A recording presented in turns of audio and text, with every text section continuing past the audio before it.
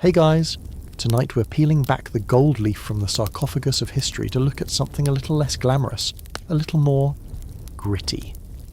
Close your eyes and picture ancient Egypt. You probably see towering pyramids against a crimson sunset, the serene face of the Sphinx or Cleopatra draped in jewels. You see a civilization of impossible grandeur, of gods and pharaohs and untold riches. But we're going to look past the monuments and the myths, right into your kitchen, or more accurately, your dusty patch of ground with a fire pit. We're going to taste the food that fueled this empire, and I'll tell you right now, you probably won't survive this. Not with your teeth or your digestive system intact. So before you get comfortable, take a moment to like the video and subscribe, but only if you genuinely enjoy what I do here. And in the comments, let me know where you're listening from and what time it is. I love seeing how far these stories travel. Now dim the lights, maybe turn on a fan for that soft background hum, and let's ease into tonight's journey together. Imagine the heat. Not a pleasant, warm breeze on the patio kind of heat, but a dense, suffocating blanket of it. It's the first thing you notice, and the last thing you forget. It radiates from the sand, from the limestone blocks of the temples, from the baked mud of your own home. The air is thick with the smell of dust, river silt, and the faint, ever-present aroma of dung smoke from countless cooking fires. This is your world, not the Egypt of Hollywood, all pristine white linen and dramatic eyeliner. This is the real thing, and you are standing at its very heart, somewhere around 1400 BCE, during what historians will one day call the New Kingdom. From a distance, everything looks magnificent. The temples at Karnak are a forest of stone, their columns so vast you and 10 of your neighbours couldn't link arms around one. Their walls are covered in impossibly vibrant paintings. You see the pharaoh, larger than life, smiting his enemies. You see gods with the heads of falcons and jackals accepting offerings. And those offerings, the offerings. You see scenes of pantries overflowing with food. There are towering piles of bread, stylized into perfect conical loaves. There are haunches of beef, trussed geese, baskets overflowing with figs, dates, and pomegranates. Fish swim in neat, orderly rows, and jars of wine and beer are stacked to the ceiling. It's a vision of paradise, a promise of eternal abundance. This is the gilded mirage.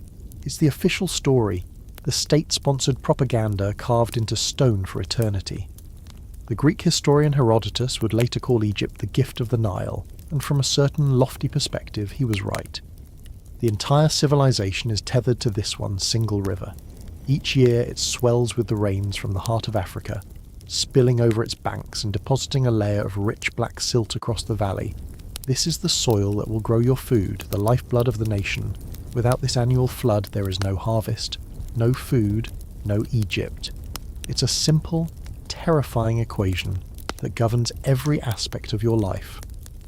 The pharaoh's primary job, beyond all the ceremony and temple building, is to ensure this cycle continues, to appease the gods who control the river.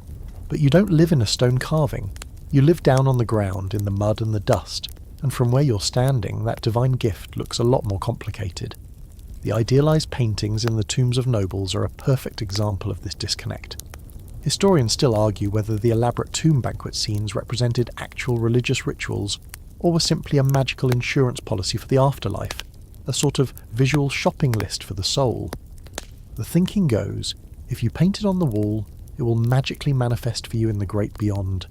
It's a lovely idea, but it also hints that such abundance was not a daily reality. It was something you aspired to, something you hoped for after you were dead, precisely because it was so rare while you were alive. You squint up at those temple walls, at the carved images of the pharaoh feasting with the gods. It's a beautiful thought. But your stomach is rumbling, and the reality of your next meal is far from divine. You know that the bread won't be a perfect clean cone, it'll be a flat gritty disc. The protein won't be a juicy leg of beef, but maybe, if you're lucky, a salted fish from the murkier parts of the river. This is the great paradox of your world. You live surrounded by some of the most staggering displays of wealth, power and artistry the world has ever known. You are personally contributing to their construction, hauling the stones or mixing the mortar, yet your own life, especially when it comes to the simple act of eating, is a constant draining struggle. It's a life of subtraction. The sun subtracts the water from the land, the pests subtract the grain from your silo, and as we're about to discover, the food itself will slowly, painfully subtract the enamel from your teeth. The golden dream you see on the temple walls is for the gods, the pharaohs and the dead. Your reality is something else entirely. It's time to go find something to eat. You turn away from the dazzling temple walls, the gilded promises of the afterlife, and head toward the cluster of mud brick houses where you live. The hunger in your belly is a familiar dull ache. It's time to make dinner. And dinner, like almost every meal you will ever eat, starts with one thing: bread. Not just bread, but ta, the word that encompasses sustenance, life, and even payment. Along with beer, it forms the twin pillars of your entire existence. The phrase bread and beer is your shorthand for life's essentials, for a good life, for being provided for. But the reality of this staple is far from the soft, welcoming loaves you might imagine. Your daily bread is, in fact, a miniature grindstone, an edible abrasive that is actively destroying you from the inside out. Your journey to a finished loaf begins not in a neat paper bag of flour, but with a sack of grain. It's likely emmer wheat, a tough, ancient grain whose kernels cling stubbornly to their husks. The first step was threshing, which happened after the harvest on a hard-packed earthen floor. Animals, probably donkeys or oxen, were driven round and round over the stalks to break the grain heads apart. In the process, their hooves mixed in dirt, small pebbles, and whatever else was on the threshing floor. Then came winnowing, where you or someone in your family tossed the grain into the air, letting the wind carry away the lighter chaff. It's a poetic image, but the same breeze also carried the fine, ever-present desert sand, which settled into your grain supply, becoming a permanent new ingredient. Now, in your small, dusty courtyard, you face the real work. You kneel before a saddle quern. This is your food processor, and it's a brutally simple piece of technology. It's a large, slightly concave block of limestone or sandstone, and in your hands you hold a smaller, loaf-shaped stone. You pour a handful of the sandy, pebbly grain onto the quern and begin to grind. It's not a gentle, circular motion. It's a physically demanding, back-and-forth crushing and pushing. You lean your entire body weight into it, your knuckles brushing against the rough surface, for hours, every single day. The sound is a dry, grating scrape that will echo through your entire life. Dust from the grain, and more importantly stone dust from the quern itself, mixes into the flour. There's no avoiding it. The very tool you use to make your food is shedding itself into your meal. This isn't a bug in the system, it's a feature. Forget whole grain bread. You're eating whole quarry bread, with added minerals you really don't want. The resulting flour is nothing like the fine snow-white powder of the modern world. It's a coarse, greyish-brown meal, heavy and gritty to the touch. You can feel the sand in it. You can see the tiny flecks of rock. You mix it with water from a clay jar and maybe a pinch of salt if you have it. You might also add a lump of leftover dough from yesterday's batch, a sourdough starter that gives the bread a slightly tangy flavour and helps it rise, just a little. Archaeologists and Egyptologists debate the exact ratio of bread types, whether the common person ever ate properly leavened, airy bread, or if that was reserved for the upper classes and temple bakeries with their bigger, better ovens. For you, here on the ground, a dense, flat loaf is the standard. You need the stiff, heavy dough, your hands and wrists aching from the grinding. Your oven is likely a patch of hot embers from your small cooking fire, or perhaps you preheat a flat stone in the flames. You slap the misshapen patty of dough directly onto the hot surface. More ashen grit cling to its underside. Sometimes, for special occasions or for offerings, bakers would use conical ceramic moulds called bedja. These were filled with dough and placed in the embers, resulting in the perfectly shaped loaves you saw on the temple walls. It's a quirky tidbit of ancient food tech, an attempt to elevate this staple into something beautiful. But your daily loaf is functional, not beautiful. After a short time, you pull the bread from the fire, swatting off the worst of the ash. It's charred in places, possibly a little doughy in the centre, and it smells of smoke and baked earth. This is your meal. You break off a piece. The crust is hard, and as you chew you feel it. The grit. It's an unavoidable, sandy texture in every single bite. A faint grinding sound accompanies your meal, the sound of your own teeth being slowly, methodically worn away. The constant abrasion from the stone dust and sand in your diet acts like sandpaper on your molars. First, it scrapes away the hard, protective enamel. Once that's gone, it starts wearing down the softer dentin beneath. Over years of eating this bread twice a day, every day, your teeth will be ground down to flat, featureless nubs, sometimes right down to the gum line. This isn't just a cosmetic issue. It leads to excruciating pain, abscesses, infections, and eventually the loss of your teeth, often by the time you're 30. You live in a world without dentists where a bad tooth can and often does lead to a fatal infection. So as you chew your gritty, sandy bread, you're swallowing not just your sustenance for the day, but the seeds of future agony. You'd better hope your state-sponsored dental plan is to just die before it gets too bad. It's a high price to pay for a simple loaf of bread, and you haven't even had anything to drink yet. You swallow the last gritty mouthful of your bread, the rough texture scraping the back of your throat. Now you're thirsty. The relentless sun has been baking the moisture out of you all day, and the dry bread makes the need for a drink even more urgent. You reach not for a cup of water, but for a squat, wide-mouthed clay jar filled with a cloudy, brownish liquid. This is your water, your Gatorade, your liquid lunch, and your evening cocktail, all rolled into one. This is Henket beer. But before you get any ideas about refreshing crisp lager, you need to understand that ancient Egyptian beer was less of a beverage and more of a fermented, drinkable porridge. It was, alongside the gritty bread we just discussed, the absolute foundation of your diet. Workers on the Giza pyramids, for instance, were famously paid in rations of bread and beer, a mainstream historical fact that underscores its importance not just as food, but as currency. A standard daily ration for a labourer might be 10 loaves of bread and 2 jugs of beer, which could amount to 4 or 5 litres. This wasn't about getting everyone drunk on the job, though a light buzz was probably a welcome side effect of toiling under the Egyptian sun. This beer was a primary source of calories, B vitamins, and essential nutrients that were otherwise scarce in your diet. It was liquid bread, and in many ways it was safer to drink than the water from the Nile. The fermentation process, however crudely understood, killed off many of the harmful bacteria that thrived in the river. The production of this beer is happening all around you, in homes and in dedicated breweries. It starts, once again, with grain, usually emmer wheat or barley. But the method of turning it into a drinkable brew is something of a culinary curiosity. One common method, which historians have pieced together from tomb models and residue analysis in ancient jars, involved making special beer bread. This was a lightly baked, crumbly loaf, rich in yeast.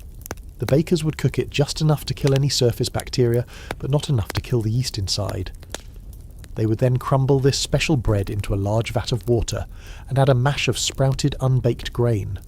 Some recipes might have also included dates or other fruits, not so much for flavour, but to provide extra sugars to kickstart the fermentation. You'd think they were making a weird, chunky smoothie. The mixture was left to sit in the warm Egyptian air, and the wild yeast from the bread would go to work, feasting on the sugars and producing alcohol. The resulting liquid was challenging by modern standards. It was thick, lumpy and soupy, with bits of bread and grain floating in it. It was completely unfiltered. You would often drink it through a straw, a simple tube of reed, to try and bypass the worst of the floating solids. It wasn't hoppy or bitter like modern beers. Hops hadn't been introduced to brewing yet. Instead, its flavour was likely quite sour, almost like a thin alcoholic sourdough starter. Historians still argue whether different flavourings, like herbs or spices, were commonly used to make the brew more palatable, or if the taste was just something you learned to tolerate from childhood. Regardless, the alcohol content was probably quite low, perhaps around 2 to 3%, just enough to act as a preservative. The entire process was also a biological gamble. Without modern sterilisation techniques or isolated yeast strains, every batch was a wild fermentation. Sometimes the yeast you wanted, Saccharomyces cerevisiae, would win the day, producing a safe, nutritious brew. Other times, different, less friendly bacteria and microorganisms could take over. This could result in a batch that was dangerously sour, vinegary, or even toxic. You wouldn't know until you took that first sip. Was this jar going to provide a safe, calorie-rich meal, or was it going to give you a night of gut-wrenching cramps? It was another layer of risk woven into the fabric of your daily survival. So you lift the heavy jar to your lips, tipping the cloudy brew into your mouth. It's lukewarm, the temperature of the air around you. The taste is acidic and grainy, a familiar tang you've known your whole life. You can feel the small, soft bits of grain and bread mash on your tongue. It's not refreshing in the way a cold drink would be, but it quenches your immediate thirst and begins to settle the heavy lump of sandy bread in your stomach. This chunky, sour slurry is your protection against the dangers lurking in the water, your shield against malnutrition. You drink deeply, knowing that every sip is both a necessity and a risk. Just like the bread wears down your teeth, this beer, with its unpredictable nature and unappetizing texture, is simply the price you pay to keep going. As you lower the jar, a fly that had been buzzing around your head lands on the rim, drawn to the sweet and sour smell. You wave it away, but you know it's a losing battle. The pests are a constant presence, and your food stores are their primary target. Now that you've had your meal of sandy bread and chunky beer, your thoughts turn to tomorrow, and the day after, and the week after that. Survival in this world is about planning, about making the bounty of one good harvest last through the long, hot months until the next. Your wealth, your security, your very life, is not measured in gold coins but in the amount of grain you have stored away. But your granary, whether it's a small mud-plastered bin in your home or a massive state-run silo, is not a quiet, sterile bank vault. It's a battlefield, and you are under constant, relentless siege from an army of tiny, ravenous enemies. The moment your grain is harvested and stored, the war begins. The primary antagonists are insects. Weevils are the most insidious. The females lay their eggs inside the individual grains of wheat or barley. The larvae then hatch and eat the kernel from the inside out, leaving behind a hollowed-out husk filled with their waste. By the time you see the adult weevils crawling around, a significant portion of your food supply has already been destroyed and contaminated from within. Then there are the flour beetles which infest your coarsely ground meal, and the grain moths, whose larvae spin sticky webs that clump your precious flour into unusable, disgusting lumps. There are no plastic containers, no airtight seals. Your grain sits in porous clay pots or woven reed baskets, or piled in a mud brick silo. For these insects, your pantry is an all-you-can-eat buffet, a nursery, and a public toilet, all in one. Even if you could somehow win the war against the insects, a larger, more cunning enemy awaits: rodents. Rats and mice, drawn by the scent of food, are masters of infiltration. They can squeeze through impossibly small cracks in your walls, chew through a woven basket, or burrow up from beneath the floor. A single family of rats can quickly multiply, and they don't just eat your grain, they contaminate it far more than they consume. They leave behind a trail of droppings and urine, spreading diseases that you have no name for and no defense against.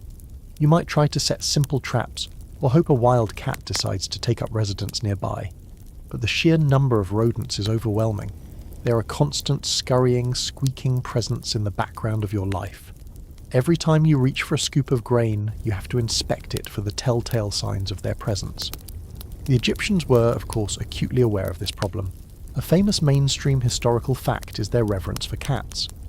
While we often think of this as purely religious, linked to the goddess Bastet, it had an intensely practical origin. Cats were your single best defense against the rodent army.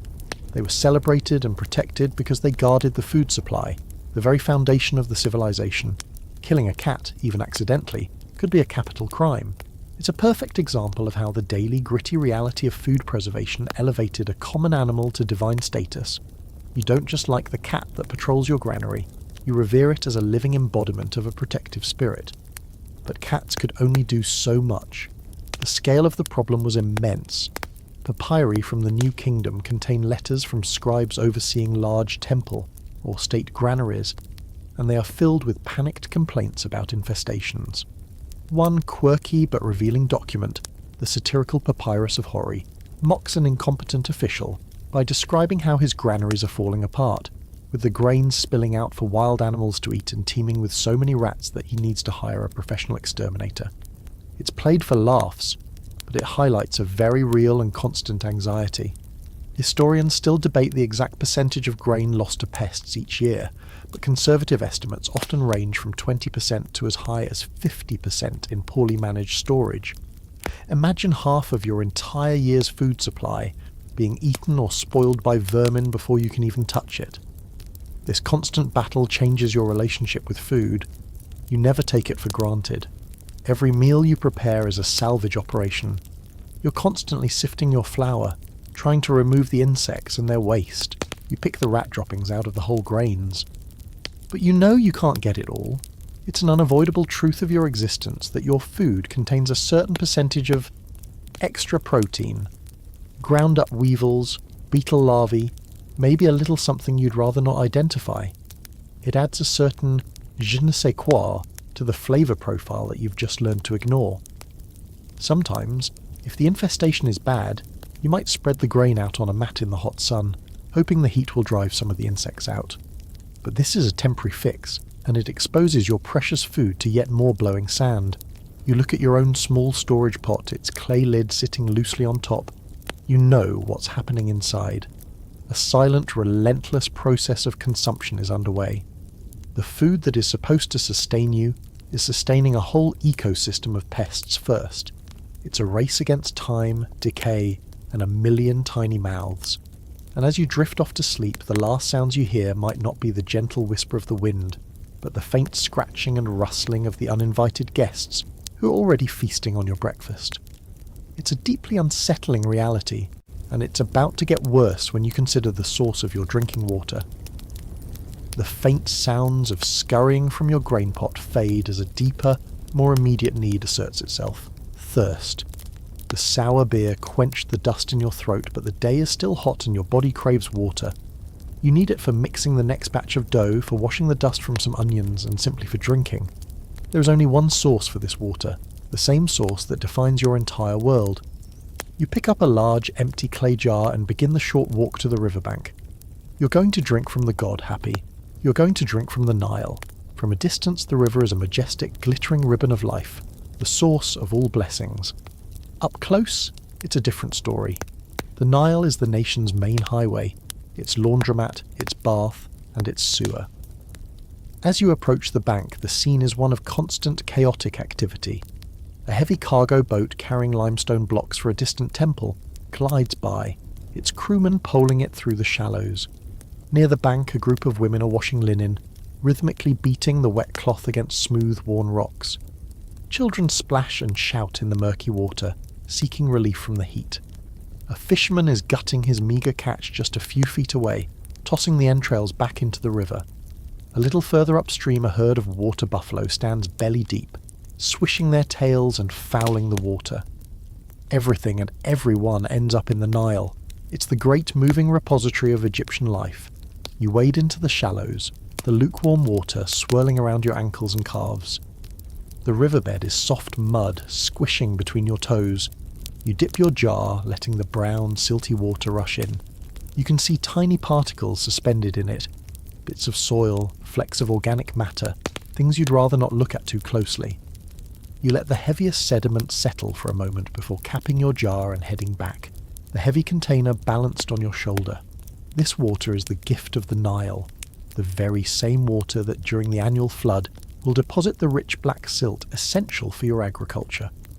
This inundation is the single most important event in your calendar, a mainstream fact of life celebrated with festivals and religious rites.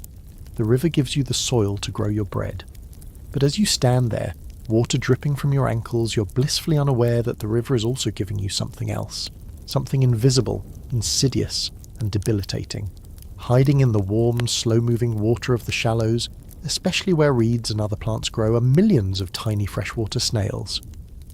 These snails are the hosts for one of your civilization's greatest scourges, a parasitic flatworm that causes a disease we now call schistosomiasis. As you stand in the water, microscopic larvae released by these snails seek out your warm skin. They are like tiny, guided torpedoes of misery. They burrow directly through your flesh, a process you might feel as a slight tingling or itch, if you feel it at all. Once inside, they enter your bloodstream, beginning a slow journey through your body. They mature in the veins around your liver before migrating to their final homes in the vessels of your bladder and intestines. There, the adult worms, now paired up, will live for years, producing hundreds of eggs every single day. This is not a quick, violent illness. It is a slow, grinding decline. The eggs, not the worms themselves, cause the real damage. Many are passed out of your body, but many more become trapped in your tissues, causing massive inflammation and internal scarring. The most prominent symptom, one you see in many of the men and boys in your village, is blood in the urine. It's so common that you may not even see it as a sign of sickness. Some historians believe the ancient Egyptians simply regarded it as a normal part of life, perhaps a male equivalent to menstruation, a natural passage into manhood. A quirky and rather grim tidbit is that the Ebers Papyrus, a famous medical text from your era, contains spells and remedies for a condition called chak-a, which many scholars link to the bloody discharge of schistosomiasis, showing they were treating the symptom without any understanding of the parasitic cause. And it doesn't stop there. By drinking the unfiltered river water, you invite other horrors. You could ingest the larvae of the guinea worm. The year after you swallow the microscopic copepod carrying the larvae, you will feel a burning, agonizing blister forming on your leg or foot. Slowly, over weeks, a mature worm up to 1 meter long will begin to emerge. The only way to remove it is to carefully wind it onto a small stick, a few centimeters each day. If the worm breaks, it can cause a massive, often fatal infection. The pain is so excruciating that it completely incapacitates you. You arrive back at your home with your jar of river water. It looks innocent enough. You'll use it to cook, to clean, to drink. You can't afford the fuel to boil every drop, that's a luxury. So you live with the consequences, the constant lethargy you feel, the dull ache in your abdomen, the general lack of energy. You just assume this is the normal state of being. You don't know that you're host to an entire internal ecosystem of parasites, feasting on you from the inside, slowly sapping your strength. Historians and paleopathologists still debate the exact prevalence of these diseases, but evidence from mummies and analysis of ancient texts suggests the suffering was widespread. A constant drain on the health and productivity of the entire population. That simple sip of water to quench a thirst is a lifelong pact with sickness. The river that gives you life is also slowly and patiently taking it away. Your meal of sandy bread and sour beer sits heavy in your stomach, a lump of carbohydrates that provides bulk but little else. You crave something more, some form of protein to build strength for the long days of labour. For most people in your position, red meat is an impossible dream, a luxury reserved for the gods and the wealthy elite. Your most realistic and accessible source of animal protein comes from the very same place you just fetched your water, the Nile. It's time to go fishing. But this isn't a relaxing weekend hobby with a cooler and a comfortable chair. This is a desperate daily struggle to pull a meal from murky water, a frantic race against the twin forces of decay and danger. You head back to the riverbank, not with a simple rod and reel, but with the tools of your time. Perhaps you have a woven dragnet that you and a neighbour will pull through the shallows, hoping to encircle a school of fish. Or maybe you have a simpler setup, a long flaxen line with a sharp, barbless hook made of bronze or bone, baited with a scrap of bread. Others might use a harpoon or a spear, stalking the larger fish that lurk near the dense papyrus reeds. Tomb paintings famously depict wealthy nobles enjoying fishing as a sport, standing elegantly on skiffs and effortlessly spearing massive tilapia. That is not your reality. Your fishing is done from the bank, or by wading precariously into the same water where you know the schistosomiasis parasites live. Every catch is a gamble with your health. The Nile teems with life, but not all of it is appetizing. The most prized catch is the tilapia, a fish you see everywhere in Egyptian art. It was a symbol of rebirth and regeneration, because the female holds her eggs and young in her mouth, appearing to spit them out fully formed. This quirky biological trait gave the fish a sacred status. But the most common fish you're likely to pull from the river are not so noble. You'll catch a lot of catfish and mullet. These are bottom feeders, fish that scavenge for whatever they can find in the mud and silt of the riverbed. They are the clean-up crew of the Nile, and their diet consists of everything that sinks. Knowing what you know about what goes into the river, the thought of eating what lives at the bottom is less than appealing. Your dinner is literally made from the muck and waste of the entire civilization. Let's say you're lucky. You feel a tug on your line and pull up a decent-sized catfish, its whiskers twitching, its skin slimy and grey. The race has now begun. In the blistering Egyptian heat, rot is not a slow process, it's an explosion. A fish left in the sun will become a stinking, fly-blown mess in a matter of hours. You have no refrigeration, no ice. Your only weapons against decay are a knife, salt, and the sun. You immediately set to work. You gut the fish on a flat rock, tossing the entrails back into the river, a little gift for the next catfish. You slice the fish open, laying it flat to expose as much surface area as possible. Then you have to decide, eat it now or preserve it for later. If you're eating it tonight, you'll likely just roast it over your dung-fueled fire.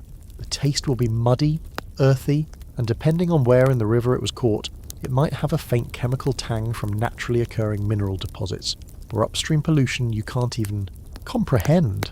Historians still argue whether freshwater fish from the Nile were a dietary staple for all, or if, in some periods and regions, there was a cultural or religious taboo against certain species, deeming them unclean. For you, hunger overrides any such concerns.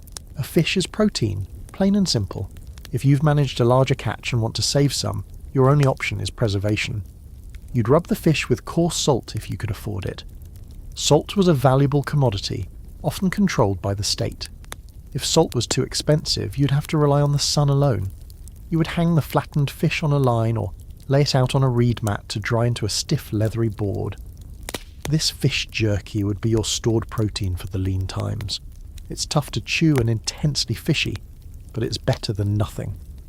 The entire process from the salting to the drying takes place out in the open, under the same sky as the buzzing flies and blowing dust. You're in a constant battle to keep the insects from laying their eggs on your food before it's fully cured. And then there are the bigger dangers. While you're focused on your fishing line, you must remain constantly aware of your surroundings. The Nile is not just home to fish, it's home to crocodiles and hippos. The scene of a placid river is a deception. Hippos, despite their comical appearance, are fiercely territorial and one of the most dangerous animals in Africa. They can overturn a small fishing skiff in an instant. Crocodiles, of course, are ambush predators of terrifying efficiency. Many a fisherman, focused on his catch in the shallows, has become the catch himself. You scan the water constantly, your heart jumping at every ripple and shadow. The protein you seek is swimming in the same water as creatures who see you as protein. It's a food chain you'd rather not be the middle of. So as you carry your single, muddy-tasting catfish home, you feel a small sense of triumph. You've won today's battle. You've pulled a meal from the filth, preserved it from the rot, and dodged the jaws of the river gods. It's a lot of work for a fish that tastes like mud, but it's better than another meal of just sand bread and sour beer. Your muddy catfish roasting over the smoky fire will help, but it's not enough to feed a family. You need to supplement it. You look up. The sky, a vast and unforgiving blue, offers another possibility. A constant flutter of wings, the calls of birds echoing from the dense marshlands that fringe the Nile. This is your other great source of protein, but once again, you must dismiss the images from the tombs of nobles. They are depicted striding through the papyrus swamps, effortlessly felling flocks of fat geese with magical snake-like throwing sticks. Your reality is far less elegant and a lot more work, for a much smaller, scrawnier reward. The birds you're hunting are not the plump domesticated chickens and ducks of a modern farm. The chicken wouldn't be introduced to Egypt in any significant way until much later, during the Persian period or even later. For you, birds are something you must catch wild. This means venturing into the wetlands, the messy, tangled and creature-filled transitional zone between the river and the desert. Here, the air is thick with the buzz of insects, mosquitoes rise in clouds from the stagnant pools, and the footing is treacherous. You're wading through the same, parasite-filled water again, but this time you're pushing through sharp-edged reeds that can slice your skin. Your primary hunting tool is not a throwing stick, but a net. A mainstream historical fact is the incredible ingenuity Egyptians applied to fowling. Large clap nets, sometimes spanning many meters, would be set up in the marshes. You and several others would hide for hours, waiting for a flock of birds to land in the designated area to feed. At just the right moment, a lookout would give a signal, and the net would be pulled shut, trapping dozens of birds at once. It was a highly coordinated and effective method, but it was also labour-intensive and required a team. More often, you might rely on simpler individual traps. Small spring-loaded snares made from sinew and wood, baited with a little of your precious grain. You would set a line of them and hope for the best. And what are you catching? A whole variety of waterfowl and small birds, coots, herons, egrets, pigeons and doves. These are not meaty birds. They are lean, sinewy creatures built for flight and survival, not for feasting. Think of the difference between a farm-raised broiler chicken and a wild pigeon. One is tender and mild. The other is tough, stringy, and tastes strongly of whatever it has been eating, which in the marshes is probably fish, frogs, and insects. Gamey is an understatement. Let's say your traps are successful today. You return with a handful of small birds. The work of preparing them is tedious. Each one must be plucked, a painstaking process that fills the air with fine, downy feathers that stick to everything. Then you gut them. Their tiny stomach cavities are often filled with things you'd rather not see. Once they're cleaned, there's barely a few mouthfuls of meat on each one. To make a proper meal, you'd likely skewer several of them and roast them over the fire, or boil them all together in a pot with some onions and garlic to create a thin, gamey broth that you can sop up with your sandy bread. There was, however, one bird that was raised specifically for the table, the goose. Geese were domesticated and kept in flocks, but they were largely a food for the wealthy and for temple offerings. The process of fattening them up was a quirky and slightly disturbing bit of ancient gastronomy. We have tomb paintings and reliefs that clearly show workers forcibly stuffing geese with pre-chewed balls of dough. This practice, a precursor to the method used to create modern foie gras, was designed to fatten the goose's liver and pack on as much weight as possible. It was an ancient form of industrial food production, designed to create a luxury product. So while the pharaoh might be dining on a rich fatty goose, you're chewing on a tough little coot that tastes faintly of swamp water. You'd probably need a whole flock of them to equal the meat onto one of the pharaoh's birds. Another bird you might eat, one closer to home, is the pigeon. Pigeons lived in great numbers around the temples and villages, nesting in dovecotes that were sometimes built specifically to harvest them and their nutrient-rich droppings for fertilizer. Catching a pigeon was easier than trekking to the marsh, but it was still a small, lean bird. Historians still debate the social status of eating pigeons. Was it a commoner's food, or did everyone enjoy it? Given its prevalence and ease of access, it was likely a regular, unexciting part of your diet. You'd wring its neck, pluck it, and toss it into the cooking pot. So as you sit down to your evening meal, you have your plate, or more likely your flat piece of bread that serves as a plate, piled with a strange assortment of protein. A piece of muddy-tasting catfish, its flesh flaky but bland.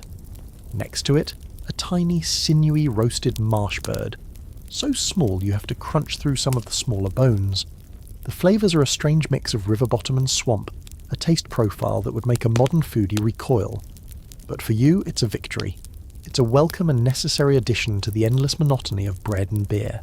You have successfully supplemented your diet from the water and the sky. But as you chew on a tough bird leg, you can't help but dream of something more substantial. You dream of real meat. You finish the last of the stringy bird meat, the small bones crunching between your sand-worn teeth. The meal was better than bread alone, but it doesn't satisfy the deep primal craving for richness, for fat, for the savoury taste of red meat. In your world, meat is the ultimate status symbol. It represents wealth, power, and celebration. To eat meat is to partake in the lifestyle of the gods and the pharaoh. But for you, a common labourer, a farmer, or a craftsman, a taste of beef or mutton is an incredibly rare event, a once or twice a year luxury that is as risky as it is rewarding. The livestock of ancient Egypt are everywhere and nowhere at the same time. You see herds of cattle with magnificent lyre-shaped horns being driven by herdsmen. You see flocks of sheep and goats grazing on the stubble of a recently harvested field. But these animals are not being raised for your dinner plate. They are first and foremost a form of capital. A wealthy landowner or a temple institution counts its wealth in heads of cattle, not in chests of gold. These animals are walking assets. The oxen are needed to plough the fields and thresh the grain. Their strength is the engine of your entire agricultural system. A cow provides milk, a precious source of fat and protein, which is more valuable over its lifetime than its meat would be in a single meal. Sheep provide wool for clothing. Goats, hardier and able to survive on scrub, also provide milk. Killing one of these animals is like burning your money for a moment's warmth. It's an economic sacrifice that you, personally, could never afford to make. The only times you're likely to taste beef are during major religious festivals. A mainstream historical fact is that large-scale animal sacrifice was a central part of Egyptian temple worship. On a feast day for a major god like Amun-Ra, dozens or even hundreds of cattle might be ritually slaughtered at the temple. The finest cuts, the haunch, the ribs, the tenderloin, would be presented as offerings to the god's statue. But the gods, of course, did not physically consume the meat. After a suitable period, the offerings were reverted and distributed among the temple priests. What was left over, the less desirable cuts, might then be distributed to the masses of people gathered for the festival. You would stand in a huge jostling crowd hoping to receive a small chunk of boiled or roasted beef, a greasy, smoky morsel that you would savour like the rarest delicacy. This was your share of the divine feast. Even for the elite who could afford meat regularly, it was a challenging food. Without refrigeration, a slaughtered ox weighing hundreds of pounds had to be consumed or preserved almost immediately.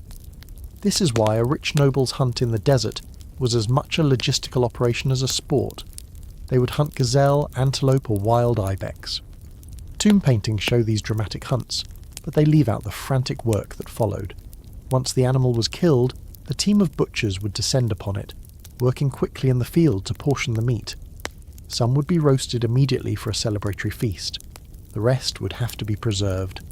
This usually meant slicing it into thin strips and salting it, or drying it in the sun to make a kind of jerky, what the Egyptians called sir. This was the only way to make the bounty of the hunt last. A quirky and rather unpleasant tidbit of their meat processing involves a creature you might not expect on the menu, the hyena. While it sounds repulsive to us, there are tomb reliefs, particularly from the Old Kingdom, that depict what appears to be the force-feeding of hyenas, much like the geese we discussed earlier. The animals are shown tethered and being crammed with food. Historians still debate the purpose of this. Were they truly being fattened for the table, a strange and unappetizing delicacy for the wealthy, or was this an attempt to tame them for use as hunting animals? The evidence is ambiguous, but the possibility that hyena was on someone's menu speaks to a palate very different from our own. It's a joke with a dark punchline. If you're force-feeding a hyena, you must be really, really committed to trying new things. When you do get your rare piece of meat, it's likely not a prime cut. It's tough and stringy, from a well-muscled work animal that has spent years pulling a plough. The cooking methods are simple. Roasting over an open fire is common, but it's easy to char the outside while leaving the inside dangerously raw. Boiling was a safer method, turning the tough meat and bones into a broth, but it resulted in a bland grey product. The lack of varied spices meant there was little to mask the strong, sometimes gamey flavour of the meat. You might get a bit of flavour from onions or garlic, but that's about it. So you dream of meat.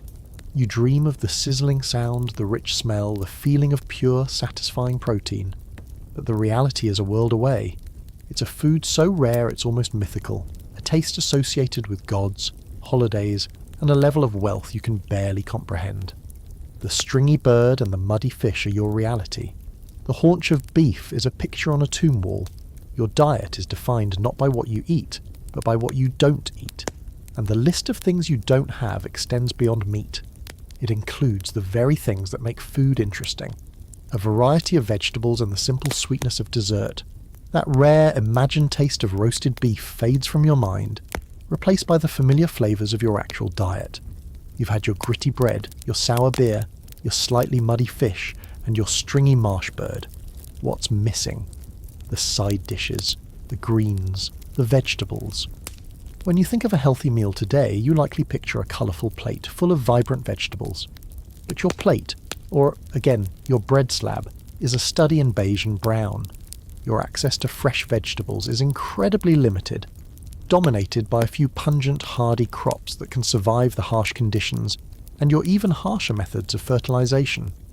Your vegetable garden, if you are lucky enough to have a small plot of land to cultivate, is not a picturesque allotment with neat rows of carrots and peas. It is a patch of cracked earth that you must constantly, laboriously irrigate. You do this by carrying water in heavy clay pots from the river or a canal, a backbreaking task you repeat day after day. Or, if you're part of a larger farm, you might use a shaduf, a long counterweighted pole with a bucket on one end. used to lift water from a lower level. This device, a mainstream symbol of Egyptian agriculture, allowed for more efficient irrigation but was still incredibly labour-intensive, requiring constant repetitive motion under the hot sun. What are you growing with all this effort? Mostly, you're growing onions and garlic. These two members of the allium family are the undisputed kings of your vegetable world. They are hardy, relatively easy to grow in the Nile soil, and store well in the dry climate. More importantly, they are potent. In a diet that is overwhelmingly bland, the sharp, pungent bite of a raw onion or the fiery kick of a clove of garlic provides a desperate jolt of flavour. They are your salt and pepper, your hot sauce, and your primary seasoning all in one.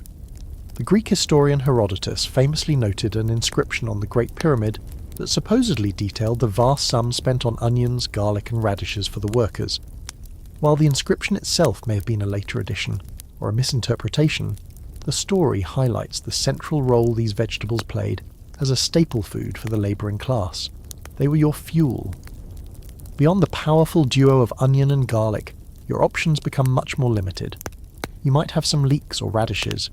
You'd also be very familiar with lettuce, but not the crisp, watery iceberg or romaine we know. The ancient Egyptian lettuce, sacred to the fertility god Min, was a tall, leafy variety with a bitter taste and a thick stem that, when cut, exuded a milky white substance.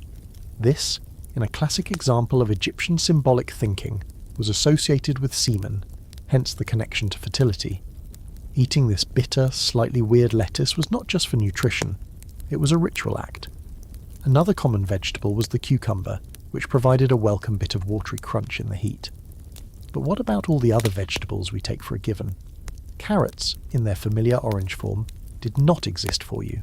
The wild varieties were small, tough, and often bitter. Tomatoes, potatoes, bell peppers, corn. These are all staples of the New World and completely unknown to you. Your vegetable world is small and pungent, and the way you grow these few options is, by modern standards, deeply unsanitary. Forget commercial fertilizers.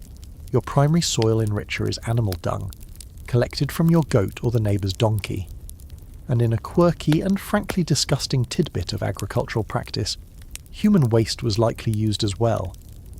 The concept of separating sewage from agriculture was non-existent. The night soil from your household waste would be added to the compost heap or directly to the fields. While this is an effective way to return nutrients to the soil, it also creates a perfect transmission cycle for intestinal parasites like tapeworms and roundworms. The very food that is meant to nourish you is being grown in a medium contaminated with their eggs. As you harvest your onions, pulling them from soil fertilized with things you try not to think about, you are perpetuating a cycle of reinfection. You might wash the dirt off the onion in the same parasite-laden Nile water you use for drinking. There is no escape. The system that feeds you is also the system that makes you sick. Historians still debate the precise agricultural techniques used on small-scale domestic gardens versus the large temple estates, but the fundamental reality of using animal and human waste as fertilizer was a widespread and accepted practice across the ancient world. It was simply how things were done. So you chop up a raw onion, its sharp fumes making your eyes water, and add it to your meal. It provides a welcome, aggressive flavour that cuts through the blandness of everything else. You munch on a cucumber, its cool crispness a momentary relief. This is the extent of your salad bar. It's a short, repetitive list of hardy, strong-flavoured plants that can withstand the sun and the soil. Your diet is a closed loop of grain, river life, and pungent bulbs grown in contaminated earth. As you finish your meal, you might find yourself craving something, anything, sweet to end on.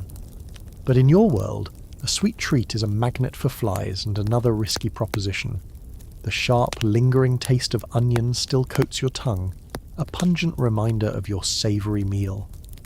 Now, your palate screams for something different, a counterbalance to the earthy, muddy and gamey flavours you've just endured. You crave sweetness. Not the complex, refined sweetness of a modern dessert, but a simple, primal hit of sugar. This is your body's natural response, a desire for the quick, dense energy that sweet foods provide. In your world, however, satisfying this craving is not as simple as opening a bag of candy. Your dessert options are limited, natural, and come with their own set of unappetizing companions. Your most reliable source of sweetness grows on trees. The date palm is a true gift of the desert, a hardy, magnificent tree that provides not just food, but shade and building materials. You watch as men, impossibly agile, shimmy up the tall, rough trunks to harvest the clusters of fruit. Most of these dates won't be eaten fresh. They will be laid out on mats to dry in the relentless sun, a process that concentrates their sugar and makes them last for months. The result is a sticky, dense, powerfully sweet nugget of energy. Along with dates, you have figs, which grow on stubby trees in your village. They too are often dried, turning them into a chewy, seedy, and intensely sweet mouthful. These dried fruits are your candy. They are mashed into cakes, used to sweeten bread on special occasions, or simply eaten as they are. You have a small cloth bundle containing a few dried dates, your treat for the end of the day. You carefully unwrap it. The dates are dark brown and wrinkled, their surfaces glistening with sticky, crystallized sugar. And the moment they are exposed to the air, they arrive. The flies. A buzzing, iridescent cloud of them descends immediately. They are your constant dining companions, but they have a particular passion for anything sweet. They land on the dates, on your hands, on your face, crawling and tasting with their filthy little feet. You wave your hand over the dates, trying to shoo them away, but it's a futile gesture. For every one you scare off, 3 more seem to appear. It's a disgusting, unavoidable reality of eating in this climate. You'd have more luck trying to personally count every grain of sand in the desert. You eat the date quickly, trying to get it into your mouth before too many flies have had their share. You are essentially racing vermin for your own dessert. Of course, there is a far more luxurious, pure and desirable sweetener in your world. Honey. But honey is not for you. Honey is the nectar of the gods, a substance so precious it's practically a form of currency. It is rarer and more valuable than fine linen or exotic oils. A mainstream historical fact is that honey was a high-status commodity, used as tribute, as a sacred offering to the gods, and as a key ingredient in medicine.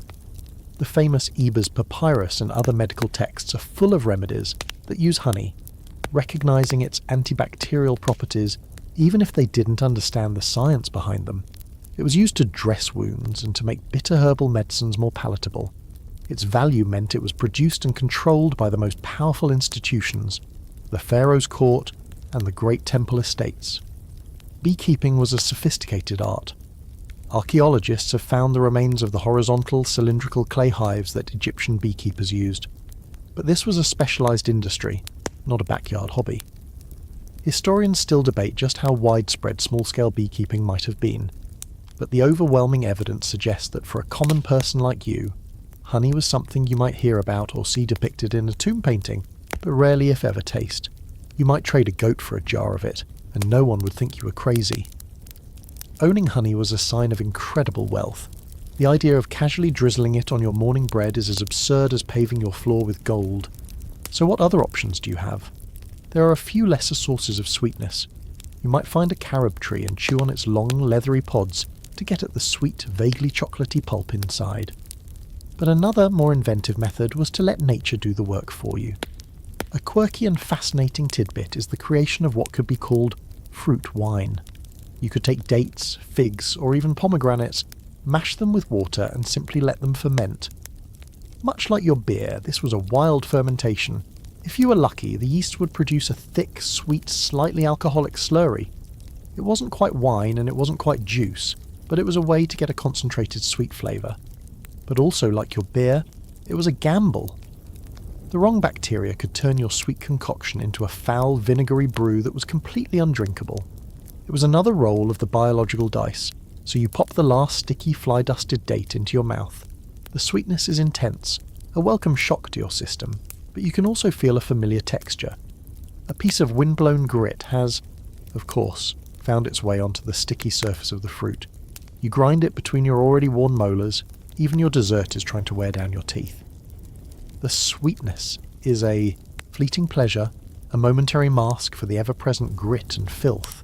It's a temporary high in a diet that is overwhelmingly defined not by its exciting flavours, but by their almost complete absence. You've tasted the grit in the bread, the sourness in the beer, the mud in the fish, the gamminess in the bird and the pungent power of the onion. You've even had a fleeting moment of sweetness from a dusty date. Now, let's consider what ties all of these things together, or rather, what fails to. We need to talk about flavour, about the very essence of what makes food enjoyable. Your diet isn't just a struggle for calories and a battle against contaminants. It's a journey through a landscape of overwhelming blandness, punctuated by a few repetitive, aggressive notes. The subtle, complex and varied flavours that a modern palate takes for granted are almost entirely absent from your world. The single biggest missing piece of your flavour puzzle is fat, specifically stable, neutral cooking fats. Think about how we cook today. A swirl of olive oil in a pan, a knob of butter melting over vegetables, a slick of canola oil for deep frying. These fats are vehicles for heat and flavour. They help to brown meat, to soften vegetables, and to create a rich, satisfying mouthfeel. Your access to such fats is severely limited. Olive oil was known, but was an incredibly expensive luxury item imported from the Levant or Greece. It was used more as a cosmetic, a lamp fuel or a sacred anointing oil, than as a common cooking ingredient. The idea of casually frying your fish in a pan of olive oil would be laughably extravagant. So what do you use? Your primary source of cooking fat is likely rendered animal tallow, from cattle or sheep, if you are lucky enough to be part of a household that processes meat. But as we've established, meat is rare, which means its fat is just as rare. More commonly, you might have access to fats from geese or pigs. Pigs were consumed, especially in the north of Egypt, but they were often considered unclean by the priesthood and weren't a universal food source. This leaves you with plant-based oils, but your options are unappetizing. The most common oils were derived from linseed flax, sesame and moringa seeds. These are not the light, refined oils we know. They were produced by crushing the seeds and pressing them, often in a rudimentary press that left a lot of sediment and impurities. These oils had strong, distinctive and often bitter flavours of their own, and they had a low smoke point, meaning they would burn and turn acrid very quickly. There's a quirky but telling tidbit. Castor oil, which we know as a powerful laxative, was also produced and used, though historians debate whether it was primarily for fuel in lamps, or if it was also used, perhaps ill-advisedly, in food preparation. Imagine your dinner having the faint aftertaste of a science class dissection and the digestive effect of a colonoscopy prep. That's your cooking oil. The second major absence is a diverse spice rack. The great spice trade that would later define world history has not yet begun in earnest. Your world is largely localized. Spices like black pepper, cinnamon and cloves are unimaginably exotic, the stuff of legend, perhaps trickling in through incredibly long and expensive trade routes to be used only by the pharaoh himself. Your seasonings are the things that grow locally. We've already met the dominant players, garlic and onion. They provide a powerful, sulphurous punch. You also have salt, a crucial but sometimes costly commodity mined from desert oases or harvested from coastal salt pans. Beyond that, you have a few herbs. Coriander, cumin and dill were known and cultivated. They would have added some earthy aromatic notes, but that's largely it. Your entire flavour palette is composed of maybe half a dozen items, with onion and garlic doing most of the heavy lifting. This lack of stable fats and diverse spices leads to a monotonous culinary experience. Most of your food is either boiled, roasted dry or baked. When you do fry something, it's likely in a small amount of strong-tasting oil that quickly imparts a burnt, slightly rancid flavour. The overall sensory experience of your meal is one-dimensional. The bread is gritty and plain. The beer is sour. The fish tastes of mud. The bird tastes of swamp. The vegetables taste of onion. Everything is cooked over a smoky fire fueled by wood or dried animal dung, which imparts its own flavour. An ashy, acrid taste that clings to everything. This is a mainstream historical reality confirmed by archaeological analysis of cooking pots, which often show a simple accumulation of basic food types, with little evidence of complex seasoning. Historians still argue about the nuances of regional cuisines within ancient Egypt. Did the food in the Nile Delta, with its access to the Mediterranean, taste significantly different from the food in Upper Egypt, closer to Nubia? It likely did, with variations in local fish and access to different trade goods. But for the average person, the fundamental building blocks remained the same: grainy bread, sour beer, a few pungent vegetables, and whatever protein you could scrounge, all cooked with minimal fat and seasoned from a very short list. It's a diet of sustenance, not pleasure. You eat to fill a void, to gain the energy to work another day. The joy of a perfectly balanced, delicious meal is a concept you would not even be able to articulate. It's no wonder they put so much effort into making those offering loaves look nice. When your food is this bland, you have to find your aesthetic pleasure somewhere. And the place where all this culinary disappointment comes together is your kitchen, a place that would fail every modern health inspection in spectacular fashion. So where does all this culinary magic, or more accurately this culinary tragedy, happen? You turn from your dreams of honey and your reality of dusty dates and step into your kitchen. Except the word kitchen is far too generous. It implies a dedicated room, countertops, a sink, maybe even a nice tile backsplash. You have none of those things. Your kitchen is not a room. It's a patch of packed earth in the corner of your family's small, sun-beaten courtyard.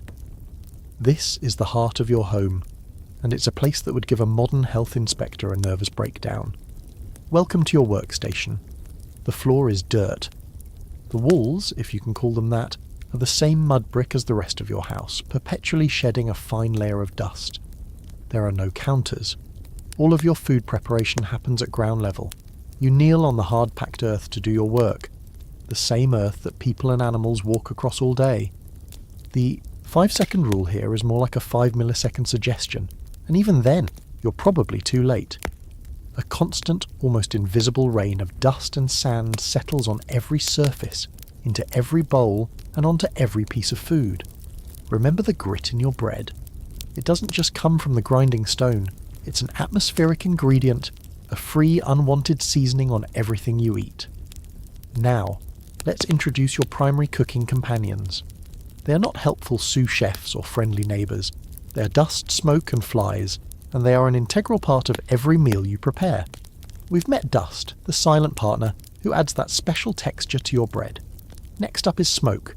Your cooking fire, which we'll get to in more detail, is fueled not by clean-burning natural gas or seasoned oak, but by whatever you can find.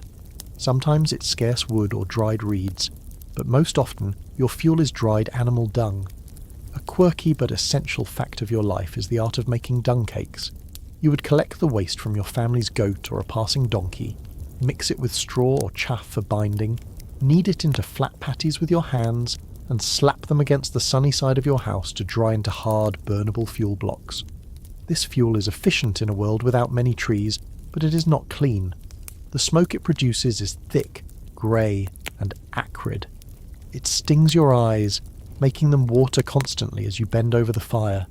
It fills your throat and lungs with soot.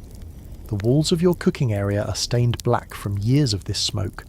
And of course, it infuses your food with its distinct, unpleasant aroma.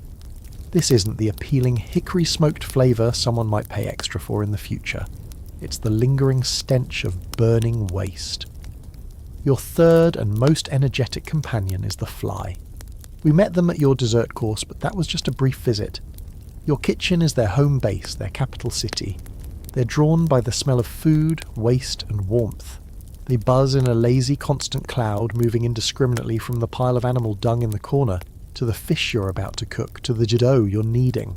They are your most persistent food critics, and they give every single ingredient 5 stars. You wave your hands, you shoo them away, but it's as pointless as trying to stop the sun from setting. They are part of the ecosystem of your kitchen. They land, they walk, they taste, they lay eggs, and they are a flying, buzzing vector for countless diseases carrying filth from waste directly to your next meal.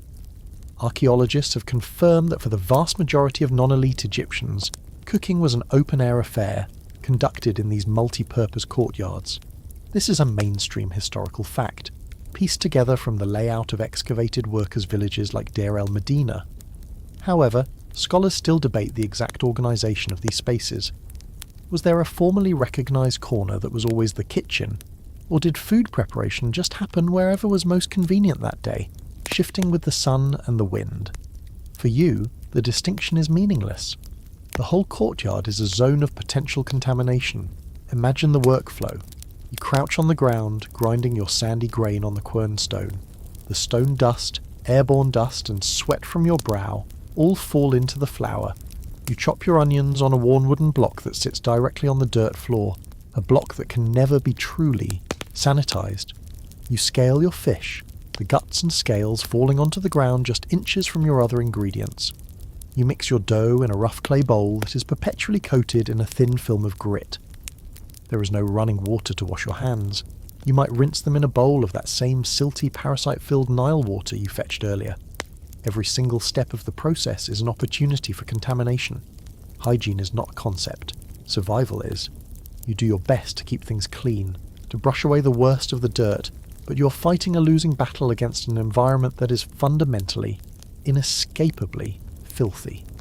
This isn't just inefficient, it's a direct threat to your health, managed only by a lifetime of acquired immunity and a high tolerance for misery. And we haven't even lit the fire yet. You've assembled your meagre ingredients in your dusty, fly-infested open-air kitchen. The sandy flour is mixed, the pungent onions are chopped, and the muddy fish is scaled. Now comes the moment of transformation, the application of the one force that can turn these raw, unappetizing components into something resembling a meal: fire. But your relationship with fire is not one of masterful control. You don't have a sleek gas stovetop with a dial that offers a precise, repeatable flame. Your fire is a living, breathing, unpredictable beast, and your daily challenge is to tame it just enough to cook your food without incinerating it or leaving it dangerously raw. Your fireplace is not a grand brick-lined hearth. It is most likely a simple pit dug into the earthen floor of your courtyard, perhaps lined with a few rocks. Or you might have a slightly more advanced model, a large cylindrical pottery vessel, open at the top and with a hole near the bottom to allow for air. This is your oven and your stove, all in one. The mainstream historical view, based on countless archaeological finds, is that these simple hearths and pottery braziers were the standard cooking technology for ordinary people. They were fuel efficient, but they were not easy to use. The first challenge is starting the fire. You don't have matches or a lighter. You might have a fire drill, a stick that you spin rapidly in a notch on a piece of wood, trying to generate enough friction to create a glowing ember. This takes time, skill, and a lot of effort. It's much easier to borrow an ember from a neighbour whose fire is already going. This small act of sharing fire is a fundamental part of your community life. You'd carry a hot coal back to your own hearth on a shard of pottery, carefully shielding it from the wind. Once you have your ember, you feed it with tinder, dry grass, shredded papyrus or flax fibres, until a small flame catches. Then you add your main fuel, those dung cakes you made, or perhaps some scarce precious wood. The fire comes to life, a hungry, smoky thing. Now the real struggle begins: temperature control. There are no knobs for medium-high or simmer. Your only way to regulate the heat is by adding more fuel to make it hotter, or letting it die down to make it cooler. It's a constant intuitive dance. You're always guessing, always adjusting. You might try to rake the coals to one side to create a cooler zone, but it's an imprecise art. The wind can whip the flames up unexpectedly, or a sudden calm can cause the fire to sputter and die. With this wildly fluctuating heat source, you attempt to cook. Let's start with your flatbread. You slap the patty of dough directly onto a hot stone you've placed in the embers, or even onto the embers themselves. A few seconds too long, and the bottom is a layer of black, bitter carbon. A few seconds too short, and the inside is a gooey, uncooked paste. You learn to read the smoke, to smell the precise moment between cooked and burnt, but mistakes are common. Many of your meals will have the distinct acrid taste of char. Now for the fish. You might lay it on a pottery shard over the flames or skewer it on a green stick. The fire licks at its skin, which quickly blackens and crisps. But is the flesh next to the bone cooked through? This is a dangerous question. Eating undercooked freshwater fish is a fantastic way to contract fish tapeworm, a parasite that can grow to be many meters long in your intestines, stealing your nutrients and causing a host of unpleasant symptoms. You poke the fish, trying to judge its doneness, but it's a gamble every single time. This is why boiling, a less glamorous but safer method, was so common. You could put the fish in a clay pot with some water and onions and just let it bubble away on the edge of the fire. The result is a bland, grey mush, but it's far less likely to harbour living parasites. It's a classic trade-off, flavour for safety. You'd probably make a great, if slightly paranoid, health and safety officer. This brings us to a quirky and very real danger of your ancient kitchen, the exploding pot. Your cookware is made of Nile clay, fired at relatively low temperatures. It's porous and brittle compared to modern stoneware or metal.